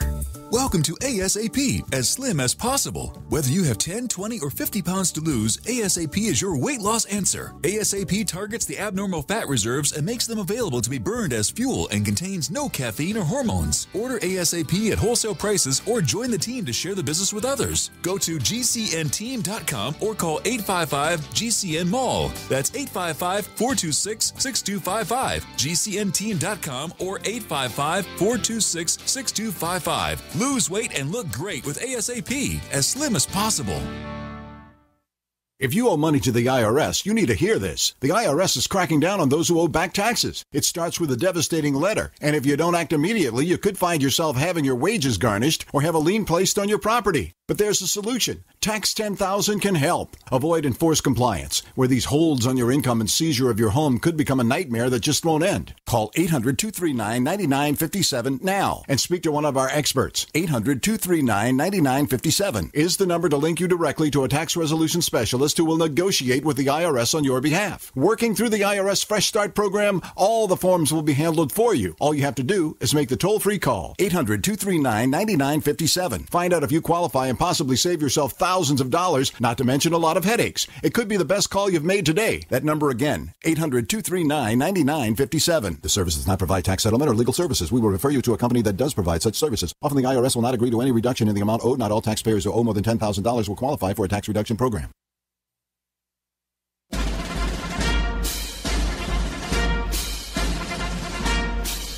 Hi, it's Grant Cameron from presidentialufo.com. You're listening to the Paracast, the gold standard of paranormal radio.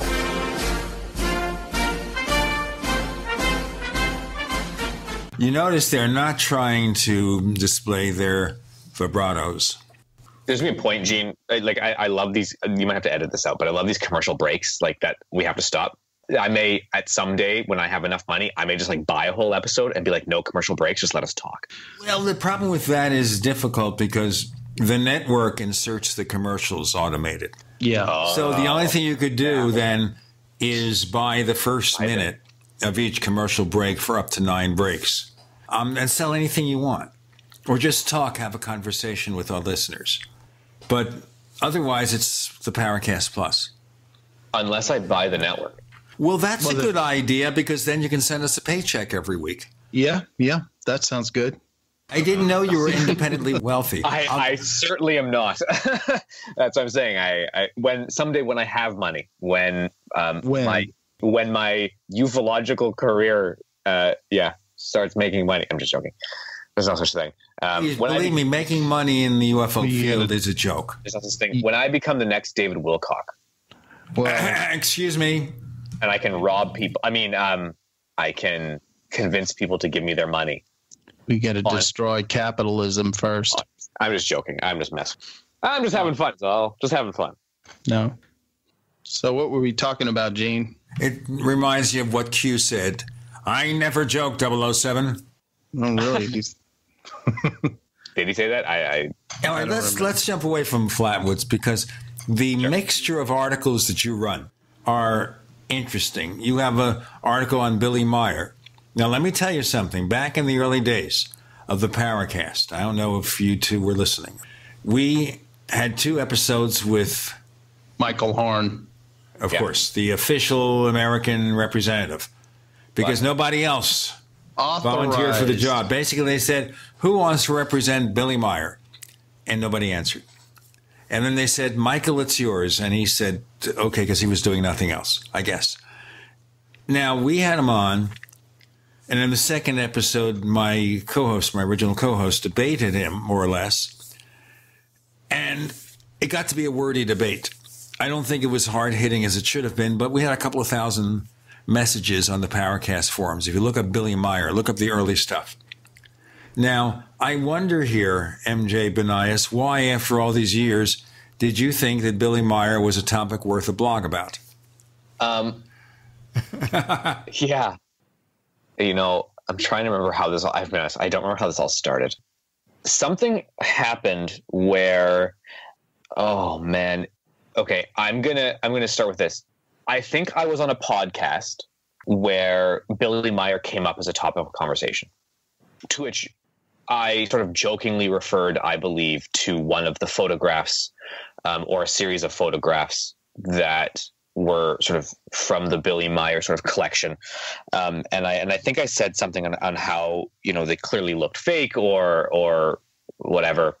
And then I made the claim that Billy Meier was a cult leader. Michael Horn took offense to this, or at least took issue with it. Probably didn't take offense, took issue with it. And he, on one of his YouTube shows, sort of called me out and said, I was listening to this podcast or this radio show or whatever, and this young asshole came. Sorry, can I swear on this show? Punk.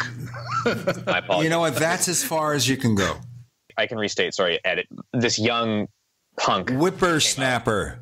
Yeah. Whippersnapper. This young pup came out and, called Billy Meier a cult leader, and he's not. And it sort of went on from there. And he's just sort of insinuated that I didn't know what I was talking about. So I don't know how I actually came across this at all. I think I Googled myself for some reason because I was looking for a podcast that I was on and I didn't remember the name of the show. So sometimes I Google myself and I'll just scroll down YouTube and I'll find, this is the one. And I saw that I was on this guy named Michael Horn, who I'd never heard of before, on his podcast or his YouTube show. I was like, why the hell is my name here? So I clicked on it and I watched it and, sure enough, he starts talking about it. So then I wrote an article sort of about this situation and about Billy Meier himself, which led to Michael Horn then sort of reading it and confronting me again over it on his show. And we had a very long back and forth. We had several emails that were like you could probably publish into a book, just going back and forth over the Billy Meier case and him presenting his evidence and me sort of trying to be at times kind, and at times I was probably pretty cutting, and I shouldn't have been. I'm typically a nice person, and anyway, we had a bit of a disagreement. I wrote this blog post. He then posted on my blog. I responded, and anyway, after a series of emails, we decided to just sort of shake hands and leave things sort of amicably between us. And you can sort of, if you actually read the blog post and then you sort of read the essay that exists after in the comments section, it ends quite nicely where he and I, we reach an agree to disagree concord, and that's it. Yeah, that's the agree I'm right and you're wrong agreement to disagree. I've had to deal with that in the past, and I have to say, I'm reading your blog and you are very poignant. You say here is where he's committing fraud here, but because I know what you're doing, you're looking at the social aspect of it. You're not. Yeah. This is not interesting to you from a point of view of whether it's actually true or not. And I think that's the part where you can sort of have a detached perspective. And I think that's a very good thing. And I find it amusing because, I wouldn't give this guy the time of day. I would just simply throw him in the garbage bin with everything else, with the Adamskis and all the people that just want to.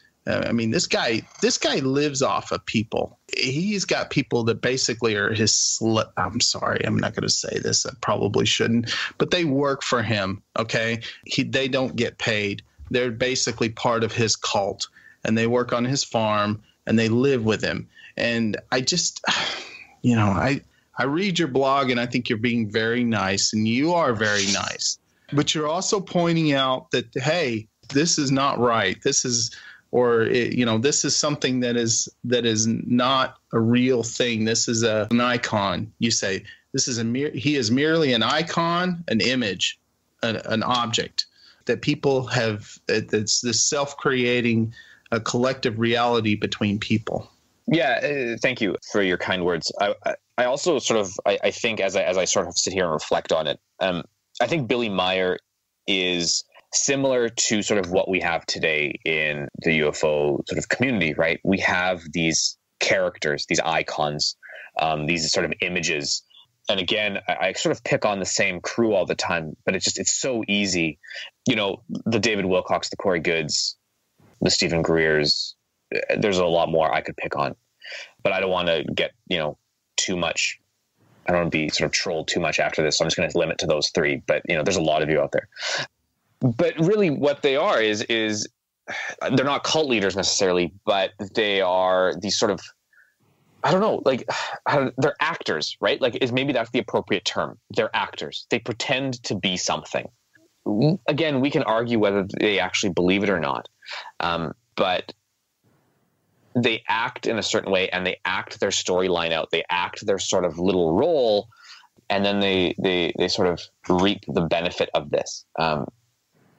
And there's definitely a benefit. I mean, and unfortunately, they can muster a significant amount of people to then go after you if they don't like you. The inherent problem for Billy Meier is that he's sort of so old now, and ufology changes sort of relatively quickly. He's not fading into obscurity, but he kind of is, right? You ask most young people in UFO culture if they know who Billy Meier is.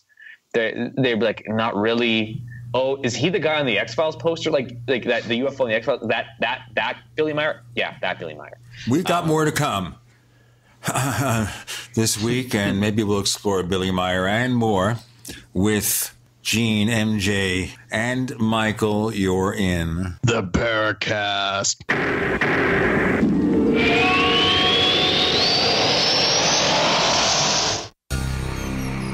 Thank you for listening to GCN. Visit GCNlive.com today. Do you need a website? Well, you can get a great deal on hosting services with Namecheap's legendary coupon code. They're offering substantial hosting discounts on shared hosting, business hosting, VPS hosting, reseller hosting, and even dedicated servers. Namecheap is preferred by millions. It's backed by a money-back guarantee. Use the coupon code LEGENDARY to cash in on the special deal at Namecheap.com, Namecheap.com. First came Attack of the Rockoids, and it was a critically acclaimed success. And now there's The Coming of the Protectors. A former military intelligence man is contacted by a space woman in a dream that turns out to be a nightmare because evil forces on her distant planet are planning to conquer the Earth. This is gripping science fiction of the classic kind. Attack of the Rockoids and The Coming of the Protectors. Find out more at rockoids.com. That's Rockoids, ROCKOIDS.com. Healthcare reform is confusing. With the loss of the Obamacare mandate, those needing help can now choose an affordable alternative. By joining Liberty HealthShare, you're part of a community of health-conscious Americans all over the country who control their own healthcare costs and choices. Liberty HealthShare is not insurance. It is an association of self-pay patients who unite with like-minded people to share the cost of their medical needs. Neighbor helping neighbor. Learn more now by going to libertyoncall.org. That's libertyoncall.org. Bacon lovers, we ship free. Try our amazing bacon. No refrigeration required. Proprietary value-added packaging provides 10-year shelf life and protects the leanest, thickest, center-cut, fully cooked bacon in America today. Ready to eat right from the pouch or warm and serve. Savory and delicious. Wholesale price for your everyday use. Order today at readytoeatbacon.com. readytoeatbacon.com. You have been lied to. Generation after generation, time after time after time. If you follow the money, then you understand why America's in the condition it's in. You created the Federal Reserve in 1913 through lies. You create 9/11. Through 9/11, then you're fighting a war on terror, and now all of a sudden you go into Iraq, which was another lie. This book will open people's eyes. Pre-order now at killingunclesambook.com.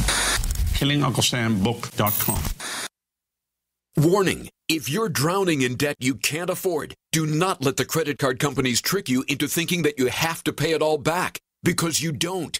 What the credit card companies don't want you to know is that there's actually a way to get debt-free without paying off your entire debt or going bankrupt. If you have $5,000 or more in credit card debt, you now have the right to let us settle that debt for a fraction of what you owe. For free information, call Credit Associates now. 1-800-959-5759. We'll even show you how much money you could save. If you can't afford to pay off all your debt, Do not let the credit card companies trick you into thinking that you have to. Call Credit Associates now for free information on how to get debt-free faster than you ever thought possible without debt consolidation or bankruptcy. We depend on your success and offer a guarantee, so there's no risk. For free information, call now. 1-800-959-5759. That's 1-800-959-5759. 1-800-959-5759. Fellow Patriots, my name is Todd Savage, founder of BlackRifleRealEstate.com. Like you, I was a prisoner of the alt-left sanctuary state until one day I chose to lead my family to freedom. Today we live on a sustainable 20-acre homestead where we shoot, hunt, garden, and homeschool our children without the tyranny of the nanny state looking over us. If you're ready to flee the city to the freedom of Idaho or Montana, our Black Rifle Real Estate team is here to help. Go to BlackRifleRealEstate.com. That's BlackRifleRealEstate.com.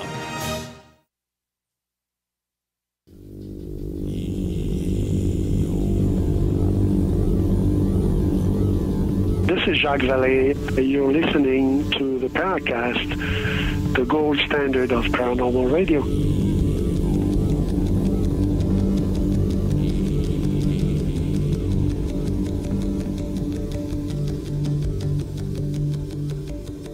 Now, this is also part of the problem when you expose people like a Billy Meier, or even when you expose somebody like Phil Imbrogno for having fake educational credentials and a faked military record.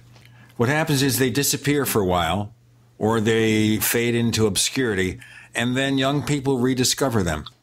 I got, for example, a few years ago, an email asking if I wanted to bring on someone who runs an organization that follows the late George Adamski. And I gave them chapter and verse about how Adamski was exposed over the years, including the 1957 Saucer News special edition where they exposed George Adamski, Jim Moseley and his crew. And they acted like they never heard of any of this stuff. So they just resurrected George Adamski, or maybe it was Bela Lugosi, you take the stake out of his heart, and we had Adamski. And of course, I never put them on the show.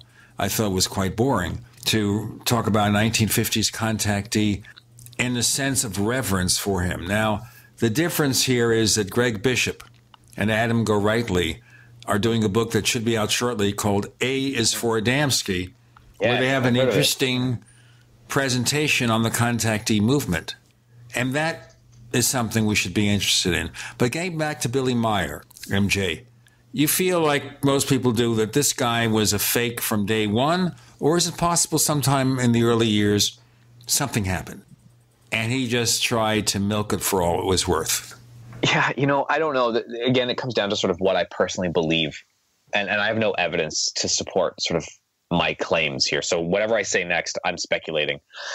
I think Billy Meier did have some sort of experience. Whether we can say it's sort of like an objectively real experience or whether it was like a fugue state or something, I don't know. But I think he believes that something happened. Well, that's interesting. Yeah. And again, I'm just speculating here. So, I might be on the wrong side of history for this one, but I think he does believe that something happened to him. What then occurred thereafter, right? I'm going to get an email from Michael Horn. I can feel it. Michael, I'd love to talk to you. I've made peace and I just don't want to disturb. No, it's fine. I understand. I'm reading your article. You really give him a lot of benefit. You give him a lot of room. Benefit of a doubt is what I said. And I said this earlier. It's something I've noticed in your blog post is that you really do try to give people a chance to put forth and try to find something that may be real there, that may be where they really validly believe in something and it is real to them. And it doesn't matter from your perspective because it's a part of a psychosocial kind of nexus. I think for you, it makes sense from that point of view. And I think that's a good approach.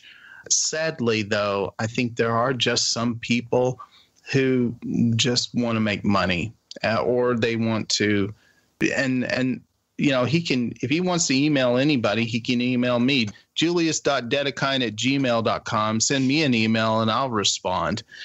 You just asked for lots and lots of spam. Yeah. Yeah, but that's just fine. Screwed up. No. No, you can. You know what? I don't care. I've got a spam filter, and I also have I also type 300 words a minute. So whatever. I type 2,000 words a minute. So there. Yeah, I know. I type faster than a speeding bullet.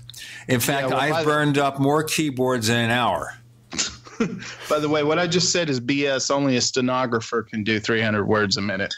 So, anyways, I agree with you. I think there are faces, and like I said, I'm probably the first one who's going to take heat, and I personally believe that both David Wilcock and Corey Goode are sort of fraudulent. So whether it's the next generation of attention people. And I agree with you. I think that's what it is. I think they're in it for the attention and the money and whatever, turning it sort of UFO discourse into a cottage industry. So I'm prepared to say that. Like I haven't written an article yet because. Well, you did. It's called capital. If you're going to bring in the ufological framework, you got to absorb it into the capitalistic framework, which means you got to get people out there who make money off of something that doesn't exist. Yeah. And from that point of view, I think that makes sense. I think you actually outlined this scenario. I don't know if you realize it, but when you mentioned it, you talked about how the capitalistic framework has to either absorb it in some way and then convert it into something that is mundane or not. And then what's the other option? Well, I think you summed it up in your quote in the very beginning. I think you'd be more likely to have the end of the world than the capitalism ending. Yeah. And yeah, I mean, that gets back, by the way, I'm sorry to interrupt you. There's a book by Yuval Noah called Sapiens, which is a very interesting book on the notion of on how capitalism as a belief system is actually the world's largest religion. Mm-hmm. The belief that money, the belief in money and credit and fiat currency, which, by the way, I'm not against it because it's, again, the society creates its own reality by agreeing to it. And he talks about it as being a kind of a motivating force in capitalism. It's a very interesting book. I highly recommend it. Yeah, no, I do agree. I think capitalism is a religion. I think it has its own dogma. So, yeah. And it's interesting because, again, from a ufological standpoint, from sort of the UFO subcultural standpoint, those characters in ufology, the sort of the talking heads, maybe the frauds who are in it for the cottage industry. What really surprises me and what really I find interesting and compelling is why do members of the UFO community, why do they stand for it? When it was announced that Corey Goode was participating in the MUFON Symposium, why did sort of members of MUFON attend, right? As a member of MUFON, one would think you would sort of believe in the more scientific aspects of ufology, to which sort of Corey Goode is sort of the perfect antithesis to the scientific aspect of ufology, as is David Wilcock. So we have this strange, kind of and curious. What's the word?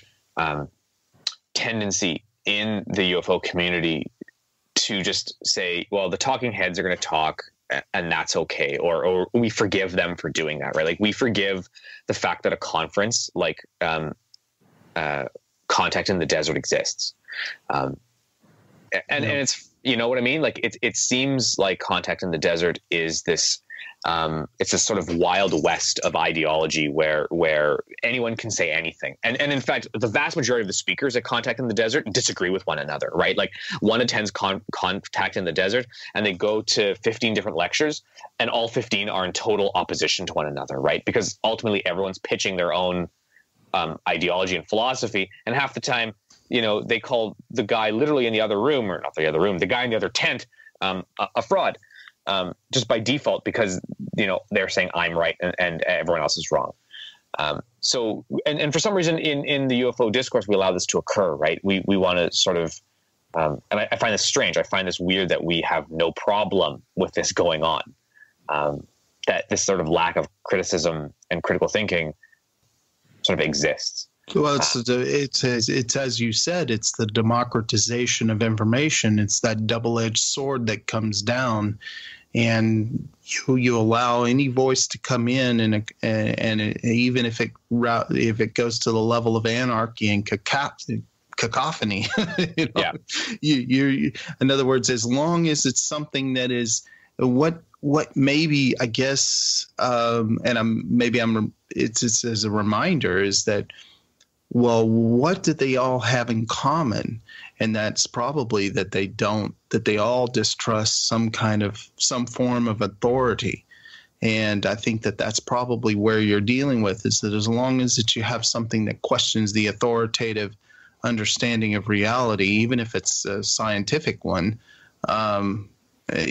there's a gathering of people who are attracted to it, who are still all willing to bow down before the altar of David Wolf. Right, exactly. They're still willing to submit themselves to something. With me, what they do is they don't bow down. They throw tomatoes. Or is it tomatoes? They throw tomatoes at tomatoes. Me. And now for something completely different. You're in the Paracast.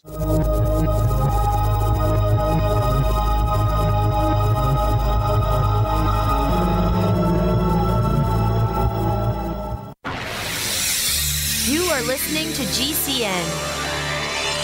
Visit GCNlive.com today. We also have swag. We have all these exclusive Paracast things that you can buy. We've got 60 or so different items, and entails t-shirts, sleeves for notebook computers, iPad cases, mouse pads, the Paracast Jumbo tote bag, all sorts of t-shirts and jackets and stuff like that for men and women. We have a Paracast aluminum water bottle. All this stuff, you go to store.theparacast.com, store.theparacast.com. What makes it special is that the items are the best quality, great t-shirts, fabrics, and they have our official logo on them. That's what makes them special, in multiple sizes and colors. We even have stuff for children, stuff for women, stuff for men. We have all sorts of sizes, like small up to X large. A lot of good stuff. That's the swag from the Paracast. You go to store.theparacast.com, stop by, and take a shopping tour.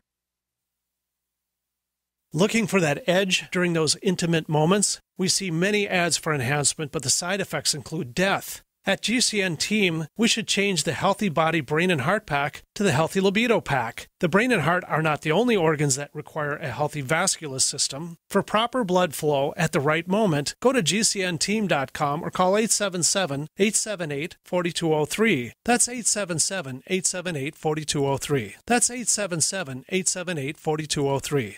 Most of you know that heart disease is the #1 silent killer in the U.S. What if I told you for just $54.95 a month you could fight against heart disease naturally? At Heart and Body Extract, we've been helping thousands of people get back to a healthier heart. Don't just take my word for it. Check out all of the success stories at hbextract.com. Or to order, call 866-295-5305. That's 866-295-5305. hbextract.com. Don't risk it when you can take charge of it.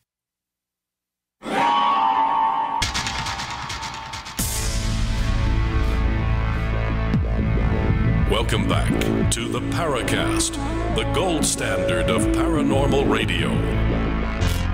And now, here's Gene Steinberg.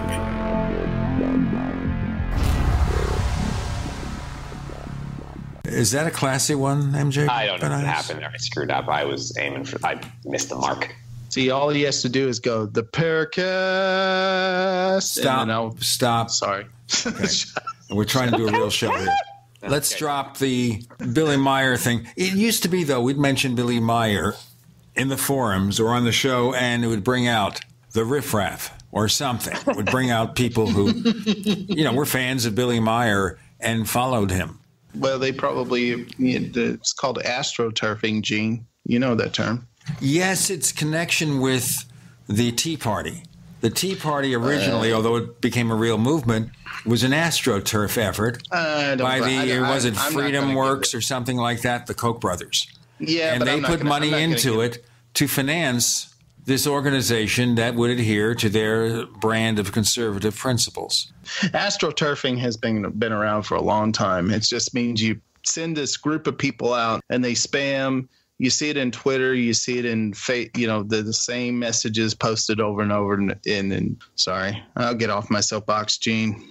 We should stay away from politics. You know how I get when we start talking about politics. Right. We're not going to get into politics. What we are going to get into, however, is the political aspect of things like disclosure and this Tom DeLonge movement that we have out now. They made a big splash with that New York Times article about the secret Pentagon UFO study, which worked in isolation to every other previous UFO study. Like now the Pentagon studying UFOs. What happened to Project Blue Book?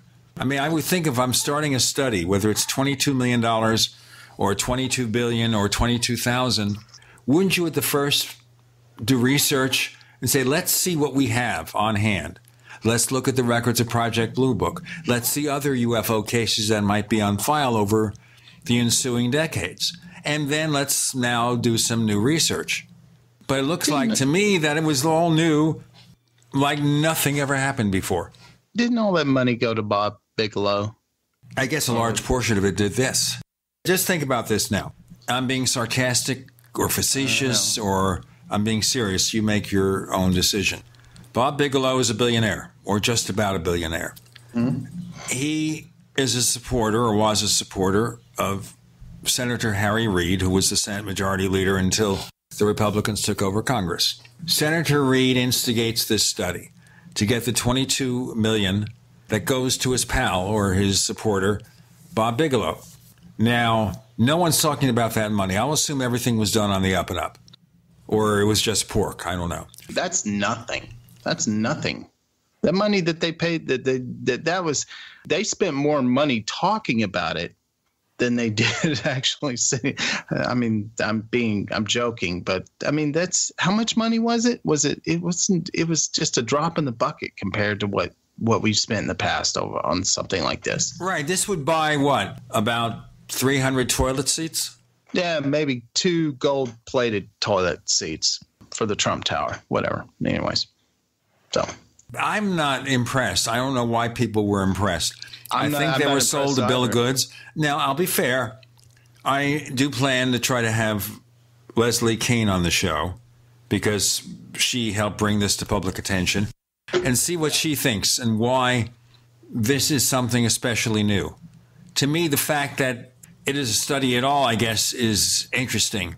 But the fact that it existed in isolation, in a bubble, to anything else, to me, makes me wonder what was going on here.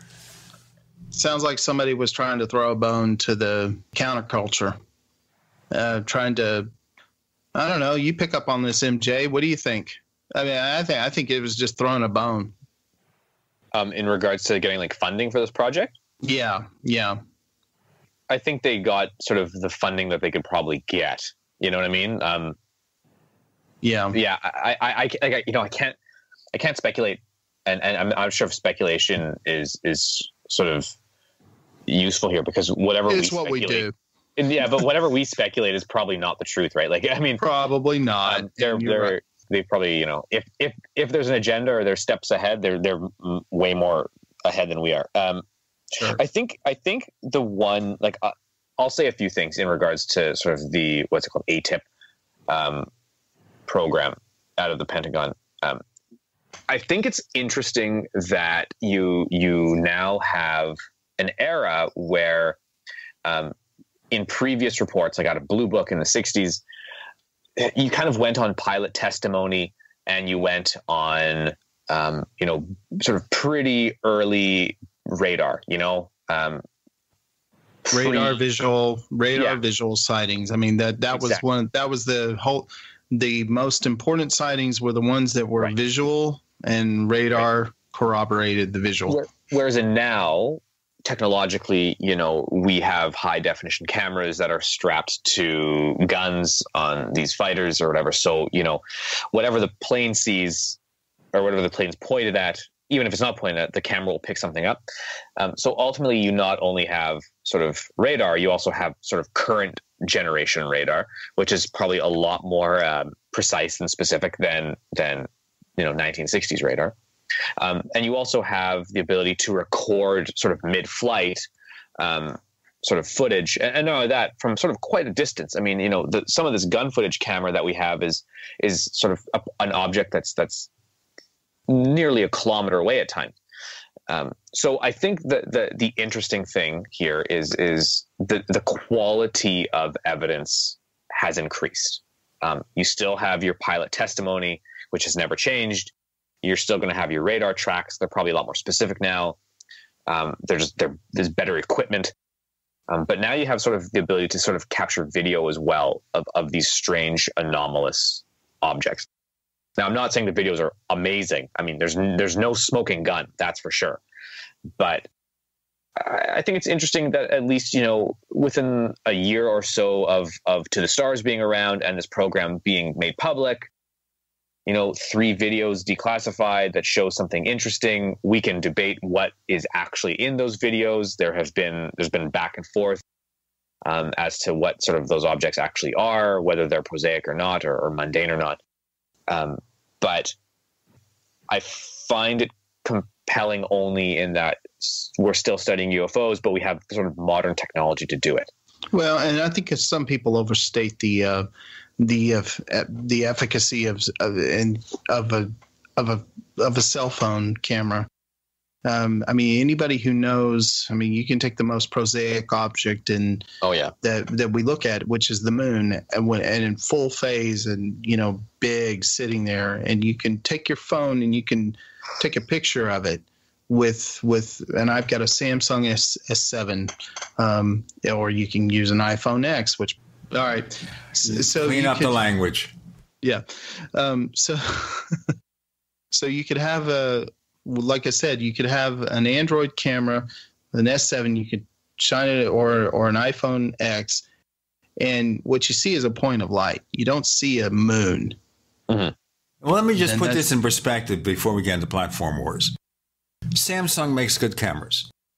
Apple makes good cameras. When you look at the comparisons of the current models, like the Galaxy S9 versus the iPhone 10, not iPhone X, which was, by the way, one of the top-selling single models of smartphone in the entire world. Okay. And in the December quarter, 1/3 of all the smartphone profits were earned by the iPhone 10.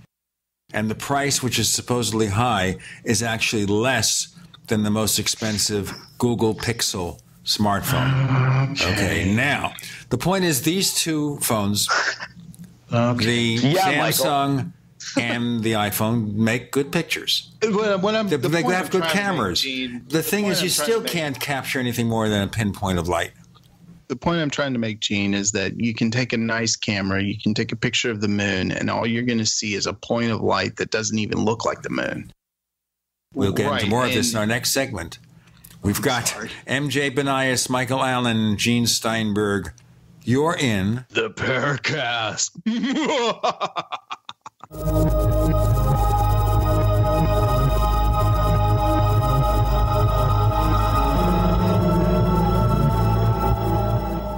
Attack of the Rockoids has been well received by critics and readers alike. It's a thrill-a-minute story you'll never forget. A former U.S. military intelligence officer is haunted by intense dreams about a beautiful woman pleading for his help after a terrible battle in outer space. But the dreams turn out to be true and thrust him into a telepathic love affair with a woman whose faraway planet is intent on destroying the Earth. And now the gripping tale continues in The Coming of the Protectors. It's the second book of the Rockoids trilogy, a galaxy-spanning adventure that pits our hapless heroes against powerful, fanatical enemies that threaten the lives of freedom-loving beings everywhere. Attack of the Rockoids and The Coming of the Protectors. Classic science fiction at its best, available now. For more details, visit rockoids.com. That's ROCKOIDS.com. Non-attorney paid spokesperson. Could your house go into foreclosure? Are you behind on your mortgage payments? Does it seem like the bank has no interest in helping you save your home? And you feel like you have nowhere to turn for help? Then we have good news for you. Foreclosure Protection Services can help save your home as they specialize in foreclosure assistance. That's all they do. If you're behind on your mortgage payments, being threatened with foreclosure, have been denied a loan modification, or been the victim of a predatory loan, it's critical that you call Foreclosure Protection Services now at 800-667-9035. Their network of attorneys and their agents are available to speak to you now. If you're behind on your mortgage payments, Foreclosure Protection Services can help stop the foreclosure process. Call today before it's too late. New laws are in effect that may save your home. Call Foreclosure Protection Services now at 800-667-9035. 800-667-9035. That's 800-667-9035. Fellow Patriots, my name is Todd Savage, founder of BlackRifleRealEstate.com. Like you, I was a prisoner of the alt-left sanctuary state until one day I chose to lead my family to freedom. Today we live on a sustainable 20-acre homestead where we shoot, hunt, garden, and homeschool our children without the tyranny of the nanny state looking over us. If you're ready to flee the city to the freedom of Idaho or Montana, our Black Rifle Real Estate team is here to help. Go to BlackRifleRealEstate.com. That's BlackRifleRealEstate.com. This is a warning to all household pests, to all cockroaches, spiders, ants, mice, and rats. If you've made yourself at home in someone else's home, you'd better hope the owners never hear about Terminix. Because Terminix has the know-how and the means to do whatever it takes to remove you from that home. Terminix has 90 years of experience eliminating home invaders. And they make it easy for homeowners to be protected by offering a free pest estimate by calling 1-800-676-9879. Cockroaches, spiders, ants, mice, rats, and other pests. This is your last chance. With one call, Terminix will remove you from the home you've invaded. If you think you can simply come back later, think again. Terminix will never stop working to keep you out with a 100% satisfaction guarantee. Pests. Wherever you are, I will find you. Pests, you've been warned. Homeowners are calling Terminix right now for a free pest estimate. 1-800-676-9879.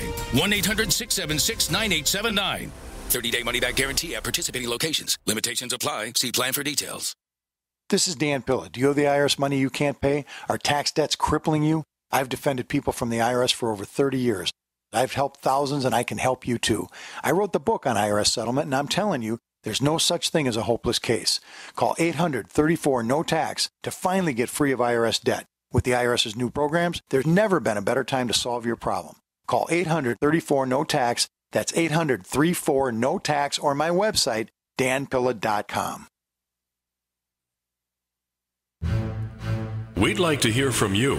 If you have a comment or question about the Paracast, send it to news@theparacast.com.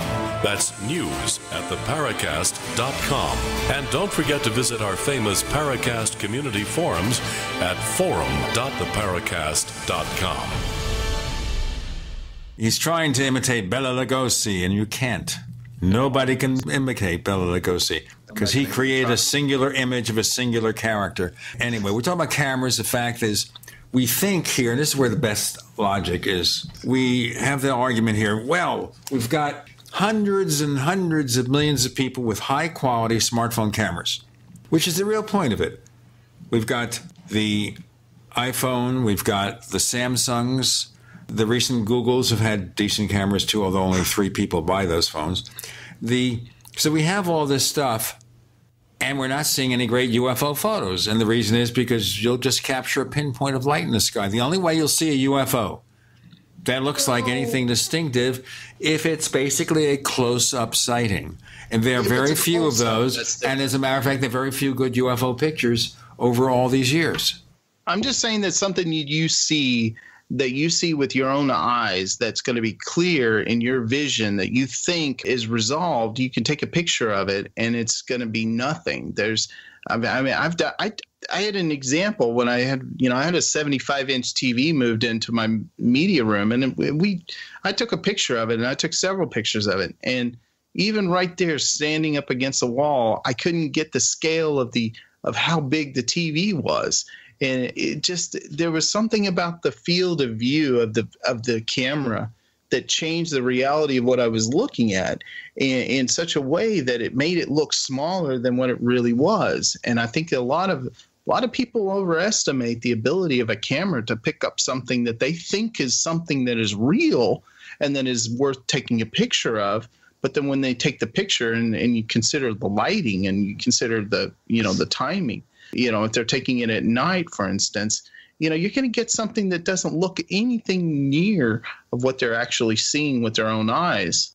That's the kind of the point that I'm making about it. I think a lot of people say, well, why don't we get any more pictures that are nice, why don't we have pictures of these things?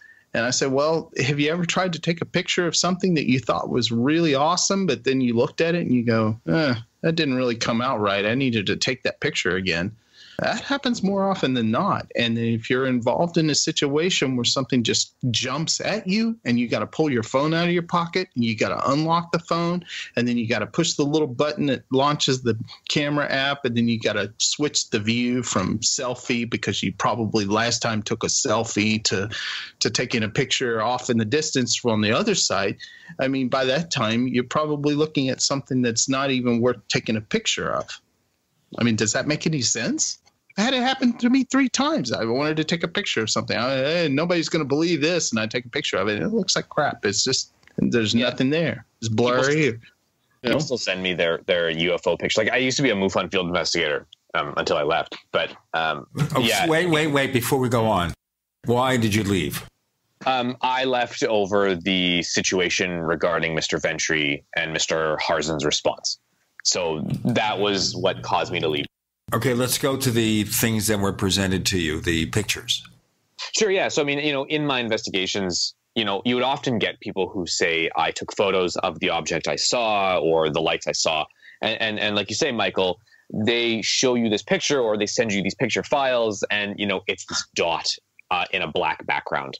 And it doesn't matter how much you zoom in or you try to fix the image, on your computer.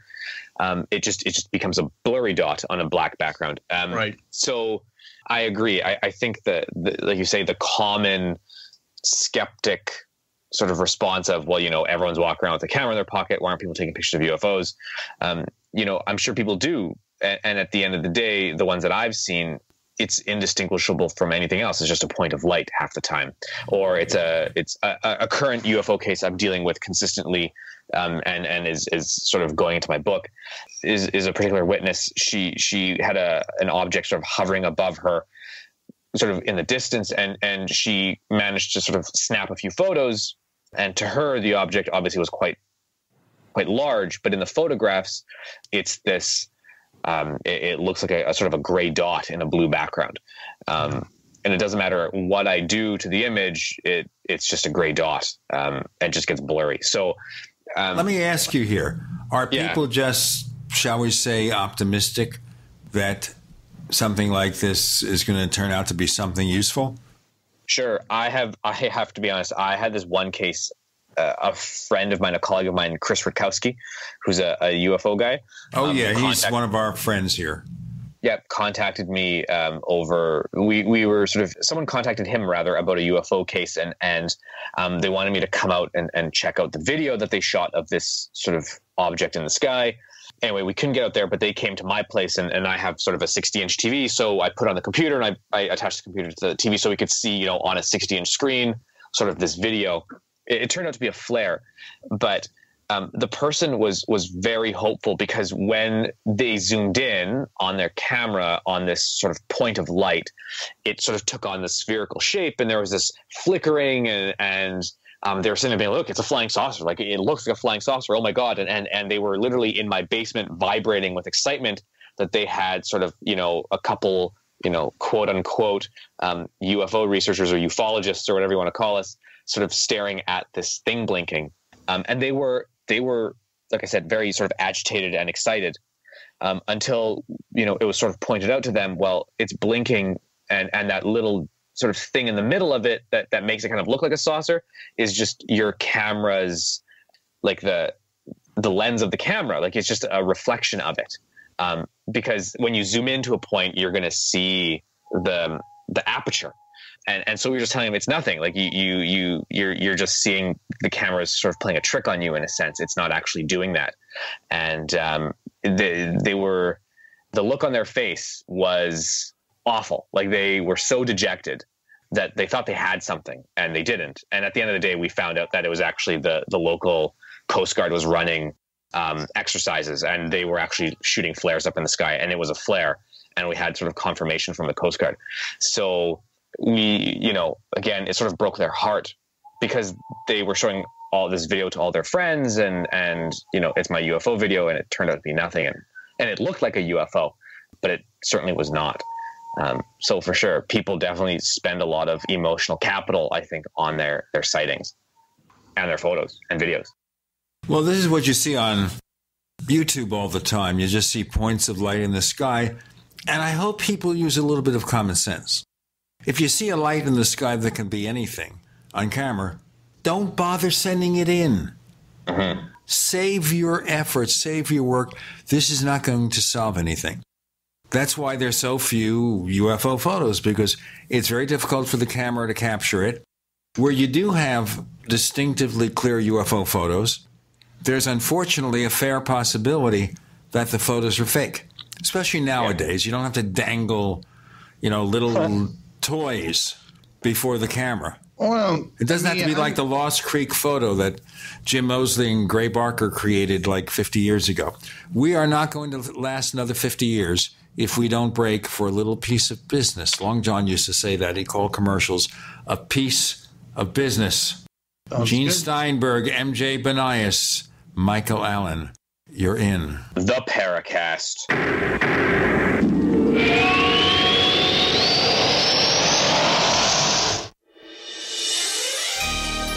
Thank you for listening to GCN. Be sure to visit GCNlive.com today.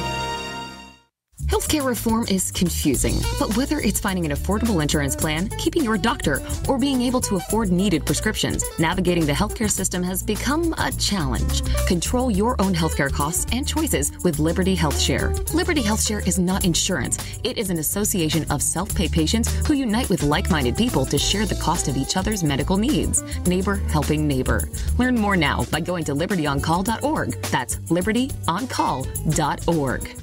Water is the single most important thing your body needs, so you want to be sure it's the best for you and your family. Since 2005, thousands have depended on Berkey purified water. The Berkey Guy provides the lowest priced filtration systems in every size. For incredibly delicious water now and in an emergency, get to GoBerkey.com or call 877-886-3653. 877-886-3653. GoBerkey.com.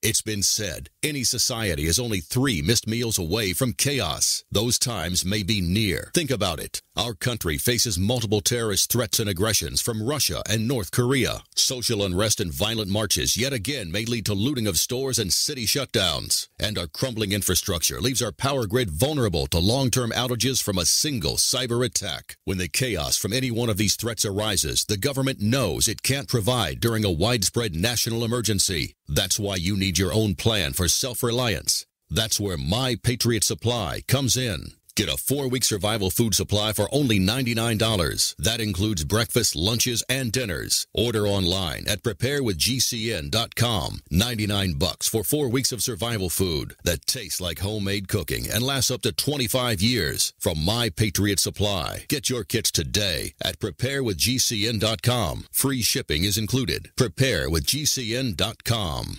Do you have difficulty taking supplements? Are you searching for a high-quality, complete nutritional drink that your whole family will love? NutriMedical's Life Support has arrived. All of your daily nutritional requirements in one quick, delicious drink. Dr. Bill Deagle's Life Support is a proprietary blend of vegan protein, activated vitamins, essential minerals, amino acids, probiotics, green tea, digestive enzymes, anti-inflammatories, cancer prevention, detoxification, and much more. Your body will high-five you for this one. Life Support is the best complete nutritious meal replacement on the market. Whether you are an elite athlete, have post-operative challenges, chronic illness, elderly, or a family that just wants a quick, delicious drink, try Dr. Bill Deagle's Life Support for optimized nutrition in one great tasting smoothie. Just add cold water, almond milk, fruit, or anything else you like. NutriMedical's Life Support. Try our great tasting chocolate or vanilla today. Call 888-212-8871 or visit us online at NutriMedical.com. NutriMedical.com for the whole family.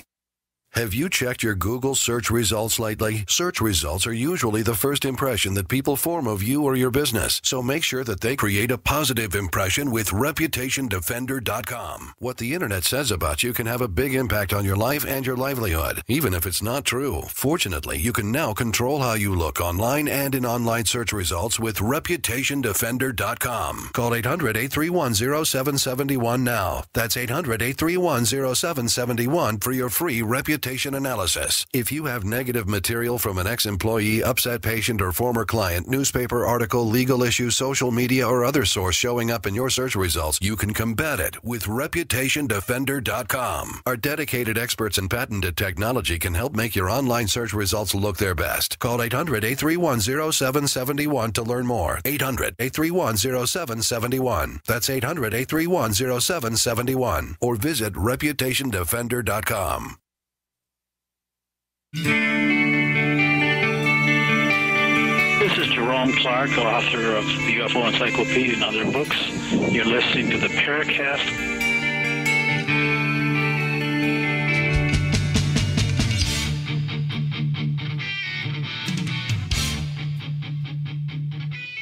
So we have 2 more segments to go with MJ Banias and Michael Allen.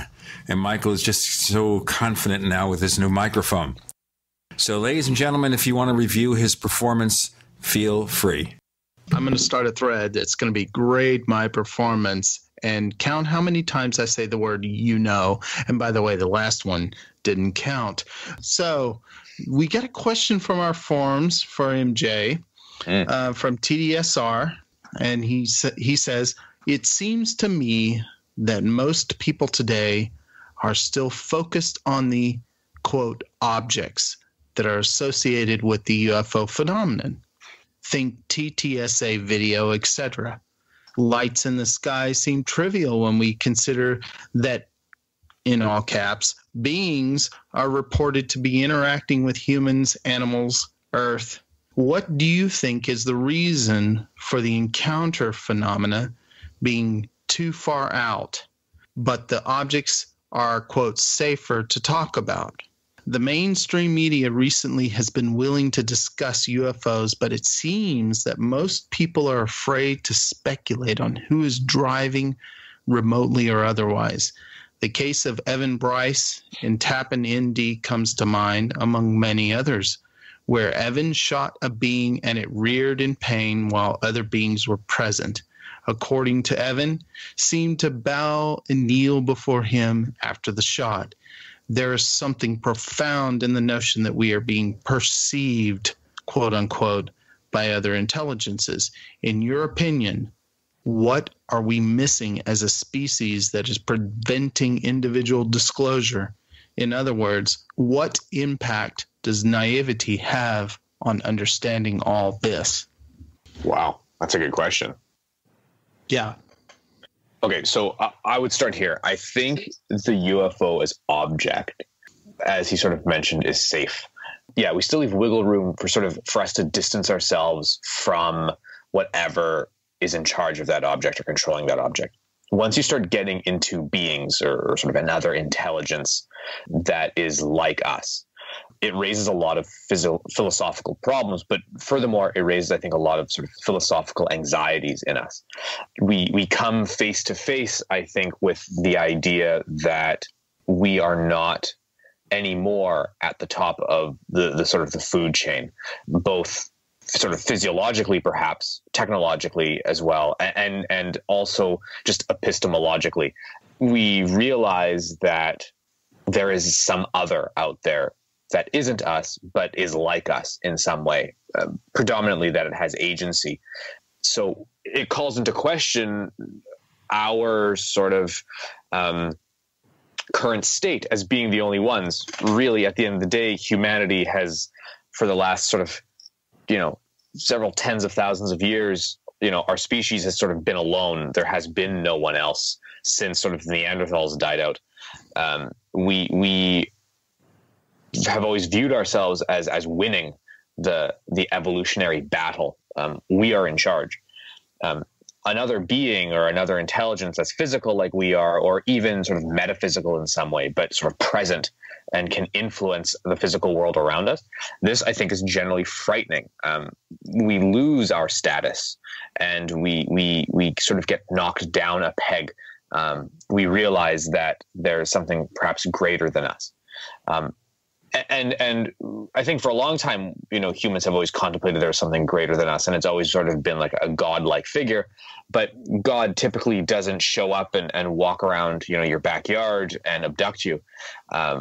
So, I think we have sort of maybe an ontological difference. Yeah, I mean, unless of course there are three of them that come down and warn you to get the hell out of town before your entire town gets blown to smithereens.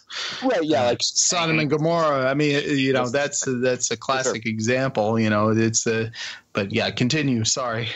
And I think we definitely sort of have these moments of sort of encounters, especially in the Bible of I guess beings, typically sort of angels that often show themselves to humans, but the humans always react sort of typically in the same way, right? Usually they're afraid first, and the angel has to typically say, "Don't be afraid." Right. I bring you good news, right? So to answer the question, I think first in regards to the media aspect of the question, the media is simply a reflection of society. So whatever anxieties we have as a society, the media is going to reflect them. So if we would much rather, I think, laugh off the idea of an intelligent being or the idea of another intelligence, because that's our only way to cope with the possibility that other intelligence exists. Because if we choose instead to accept the fact that this other intelligence exists wholeheartedly, our entire perception of reality shifts. For some, we become horribly terrified. And for others, we might sort of become more at peace with the universe, realizing that we're sort of a voice in a chorus and not a solo performer. But then you start to sort of look at the world around you differently. You start to stop. You no longer buy into the typical narrative that society and sort of popular culture feeds you. To answer the second part of his question, which I really actually don't remember now, can you read the last part of the last sort of two sentences? So what he said is that he talked about Evan Bryce in Tappan, ND. He says, comes to mind amongst many others, where Evan shot a being and it reared in pain while other beings present, according to Evan, seemed to bow and kneel before him after the shot.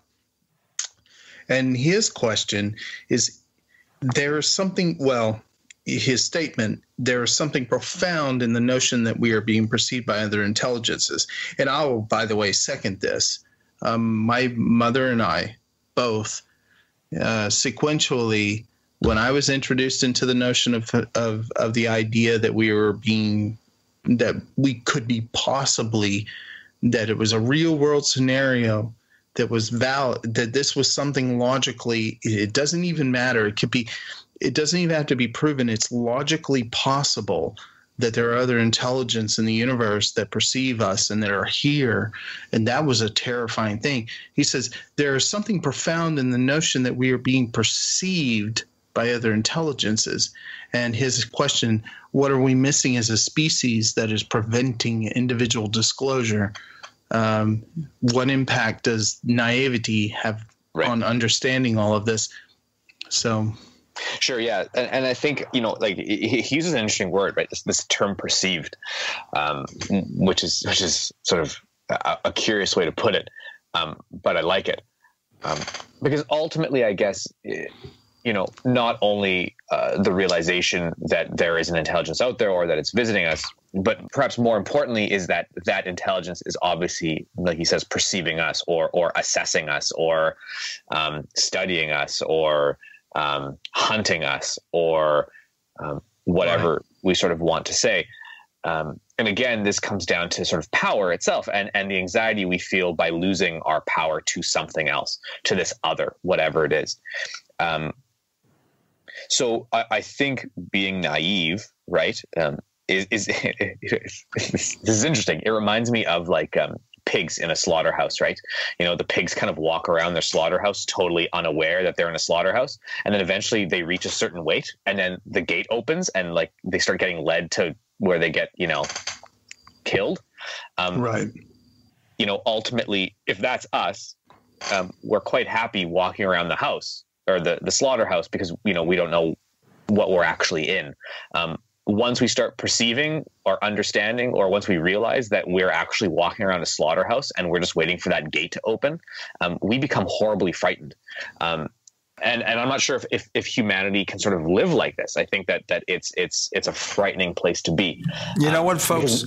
Before we get slaughtered for not running these ads, I'm sorry, that's a really bad segue. We got one more segment with MJ Banias and Michael Allen. You're in the Paracast.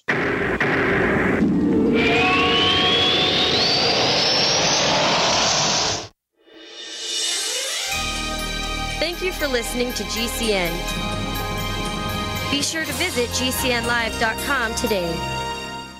As you know, neighbors, web hosting can be pretty cheap, but not all hosting is the same. DreamHost wins Best of Awards year after year.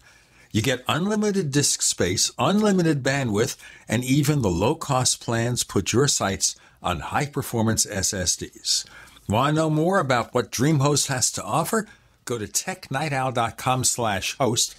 Once again, that's technightowl.com/host. First came Attack of the Rockoids, and it was a critically acclaimed success. And now there is The Coming of the Protectors. A former military intelligence man is contacted by a space woman in a dream that turns out to be a nightmare because evil forces on her distant planet are planning to conquer the Earth. This is gripping science fiction of the classic kind.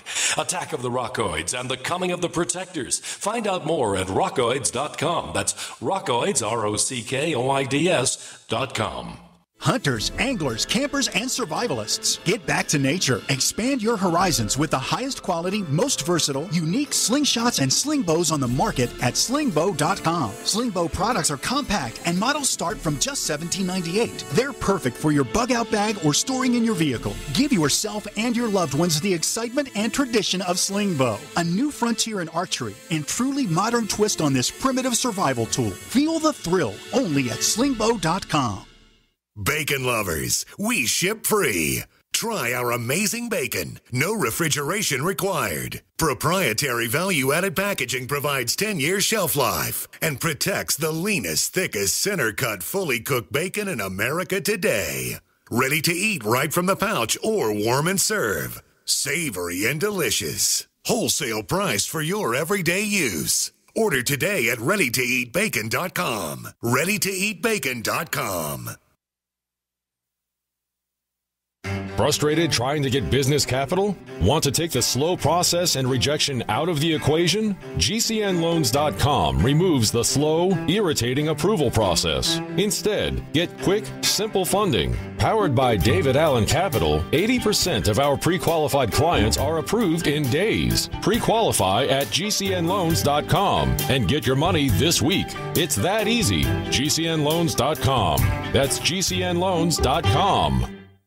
Attention business owners and independent contractors. This is a money-saving message from Tax Mediation Services. If your business owes $20,000 or more in taxes, we can help you today, right now. Listen, dealing with the IRS is no picnic. It's an intimidating and extremely stressful process, and you don't want to go it alone. Our attorneys know every law, every tax break, and every possible opportunity to help you resolve and reduce your tax debt. And if you owe more than $20,000, you may be at the top of their hit list. So don't take your tax debt lightly, because it will not go away on its own. The IRS can seize your bank accounts, your home, and even shut down your business. Call our tax experts today at 1-800-261-9818 and let us deal with the IRS while you focus on your business. That's 1-800-261-9818. Again, 800-261-9818. It's a no-brainer. A Big Berkey water filter is the one you need, period. You need a water filter that removes chlorine, fluoride, pharmaceuticals, BPA, and other endocrine disruptors, pesticides, bacteria, viruses, and much more, right? And does it all at only 2 cents per gallon. Get the original, most trusted name in gravity water filtration, Big Berkey. And now GCN listeners receive 5% off ceramic filter systems using code GCN. Call or click 1-877-99-BERKEY or BigBerkeyWaterFilters.com. That's 1-877-99-BERKEY.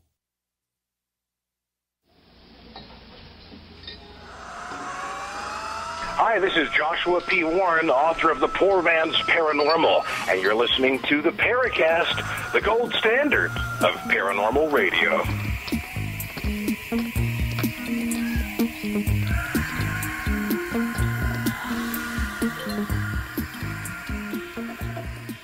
Okay, waiting for the slaughterhouse. Yes. Kind of reminds me of the theory here from some people like Dr. David Jacobs that there are UFO or alien hybrids here. He calls them hybrids because they're human, alien, whatever. And therefore, they are here to quietly take us over, not a shot being fired. Yeah, and that's sort of the traditional sort of materialistic interpretation, right? The extraterrestrial hypothesis, right? These are physical beings from some other planet.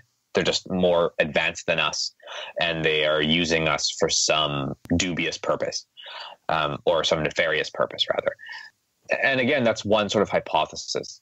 I'm not saying that there are alien beings, and I'm not saying that we're being invaded. I'm not saying that we're pigs in a slaughterhouse. All I'm simply saying, I think, is that once we come to terms with the potential realization that we're not alone, we have to then deal with the fact that, okay, we're not alone, but more importantly, the thing that we're not alone with is potentially better than us, is more advanced than us, and if it wanted to, could get rid of us or ultimately do whatever it wants. I was about to say, if we're pigs in the slaughterhouse, they had a lot of pigs that they wasted by just letting them die by killing each other. I mean, so it doesn't make sense to me, the idea that they would that would be an agenda. I'm using the sort of the slaughterhouse metaphor maybe sort of sloppily, but the idea is that the pigs sort of don't know where they are. And I think the argument that, or the question sort of poses the same idea, right? The pigs are naive to their reality. They're naive to the fact that they're in the slaughterhouse. So for us, if there is let's say an extraterrestrial presence and we're naive to it, it's much easier to be naive and simply go about our daily lives, to walk around the slaughterhouse without knowing anything, than it is to have the realization that, that gate, when it opens, leads to something potentially terrible. Well, I guess I was taking it too literally. Don't take it literally. Sorry, maybe sorry. I'm sorry about that. I was thinking of literal. Yeah, no, I don't mean the aliens are here to slaughter us. What I mean is more so the pigs have to be unaware that they're in a slaughterhouse, right? Or that they're being exploited in some way, and I just don't. I have to go back to wondering, these mechanisms of exploitation that some of the theorists, people who create whatever hypothesis to explain the reality that they don't understand.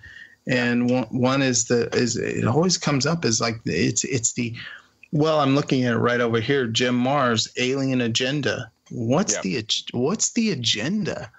I mean, I read the book. I just wonder what could they possibly need from us, or could they have not gotten from us already? Right. Right. I mean, it's just sure. And like you say, it's a specific hypothesis. And I think we have to kind of, be cognizant of that. It's just a hypothesis. We have obviously no evidence really that would sort of move society totally towards believing the hypothesis. that sort of aliens are here or whatever, right? We can sort of debate, the evidence, and we can talk about it, but you're not going to convince everyone because the evidence just isn't good enough, or it's not sort of present enough that I would sort of alter my life to believe in it. But I also think that we kind of like, thinking about our own demise, right? And when you sort of think about some of these books that have come out or theories that exist in regards to sort of the evil alien agenda, we kind of dig that, right? Like there's a reason why we like where we really like watching end of the world movies, and why we really like watching alien invasion movies, right? We as humans sort of have a bit of a death drive. I think we sort of like thinking about our own death as a species. That's why they're so popular. I mean, there's a reason why end of the world movies keep coming out all the time, and why alien invasion movies keep coming out all the time. We find it fascinating. At the end of the movie, we usually win. Independence Day, War of the Worlds, even if it isn't something that we had control over. In War of the Worlds, they caught a cold. I was thinking, as you were talking about alien invasion, the Twilight Zone episode, To Serve Man, which was aired in 1962. And the star, one of the stars playing an alien, was Richard Keel, best known in the movies as Jaws. Right. Yeah, okay. Yeah. From Bond, right. Bond. James Bond. To Serve Man, is that the one where they eat us? That's what it means. Yeah. They make it seem as if they're here to show us some great thing. Yeah. And therefore we go to their planet not knowing that we're going to be their food. Well, I mean, there's other stories that are told in video games, and like Mass Effect, for instance, where there's this super intelligent alien. It's basically an AI that harvests human beings over millennia in our galaxy, and we have to fight against them. And they're called the Reapers, and that's much. The thing is that we've explored a lot of themes in movies, but I think some of the most compelling and probably the most disturbing themes have been explored in video games.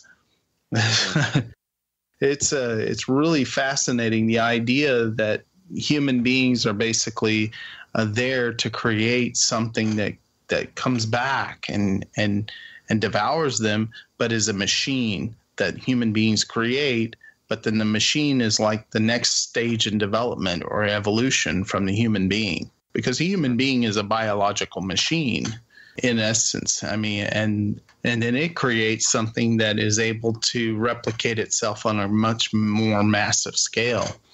That's something that I've always been fascinated with. I don't know why I brought that up, Gene. Well, I think this way, I let you just sit there and hang yourself. No, it's okay to bring things up like that. We have the right to certainly theorize about what aliens might be, what their motives might be. And because they're advanced doesn't mean they necessarily have to be peaceful.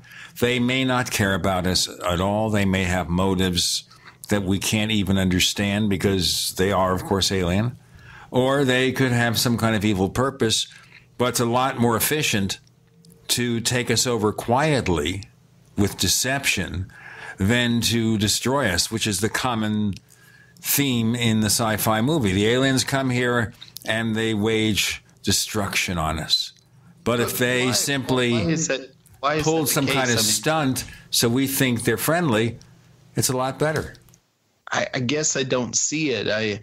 Maybe I'm thinking that it's easier to just push the humans out of the way and get to what you need. I mean, unless the human beings are what you want. I mean, but you have to understand here, we're thinking in human terms, let's get over with. Absolutely. But if you want to take us over for whatever reason without destroying the planet in the process. MJ Banias, thank you so much for joining us. Can you tell our listeners if they want to know more of what you do, that great blog of yours, where do they go?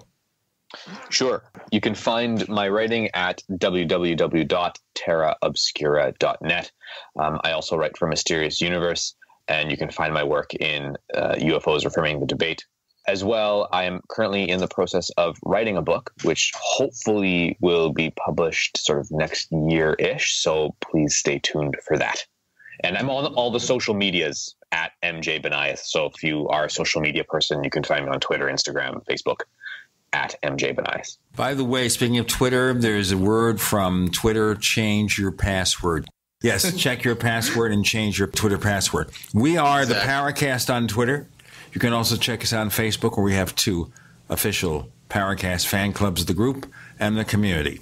We also have Paracast Plus. Go to plus.theparacast.com, plus.theparacast.com, where you get a version of this show free of the network ads. Speaking of ads that I've been pushing for all this show, we also give you the After the Paracast podcast, where you never know what's going to happen next, and more goodies. Prices start just $1.49 a week.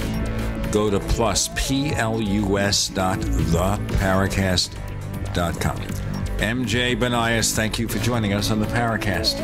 It's been a pleasure. Thank you very much, gentlemen.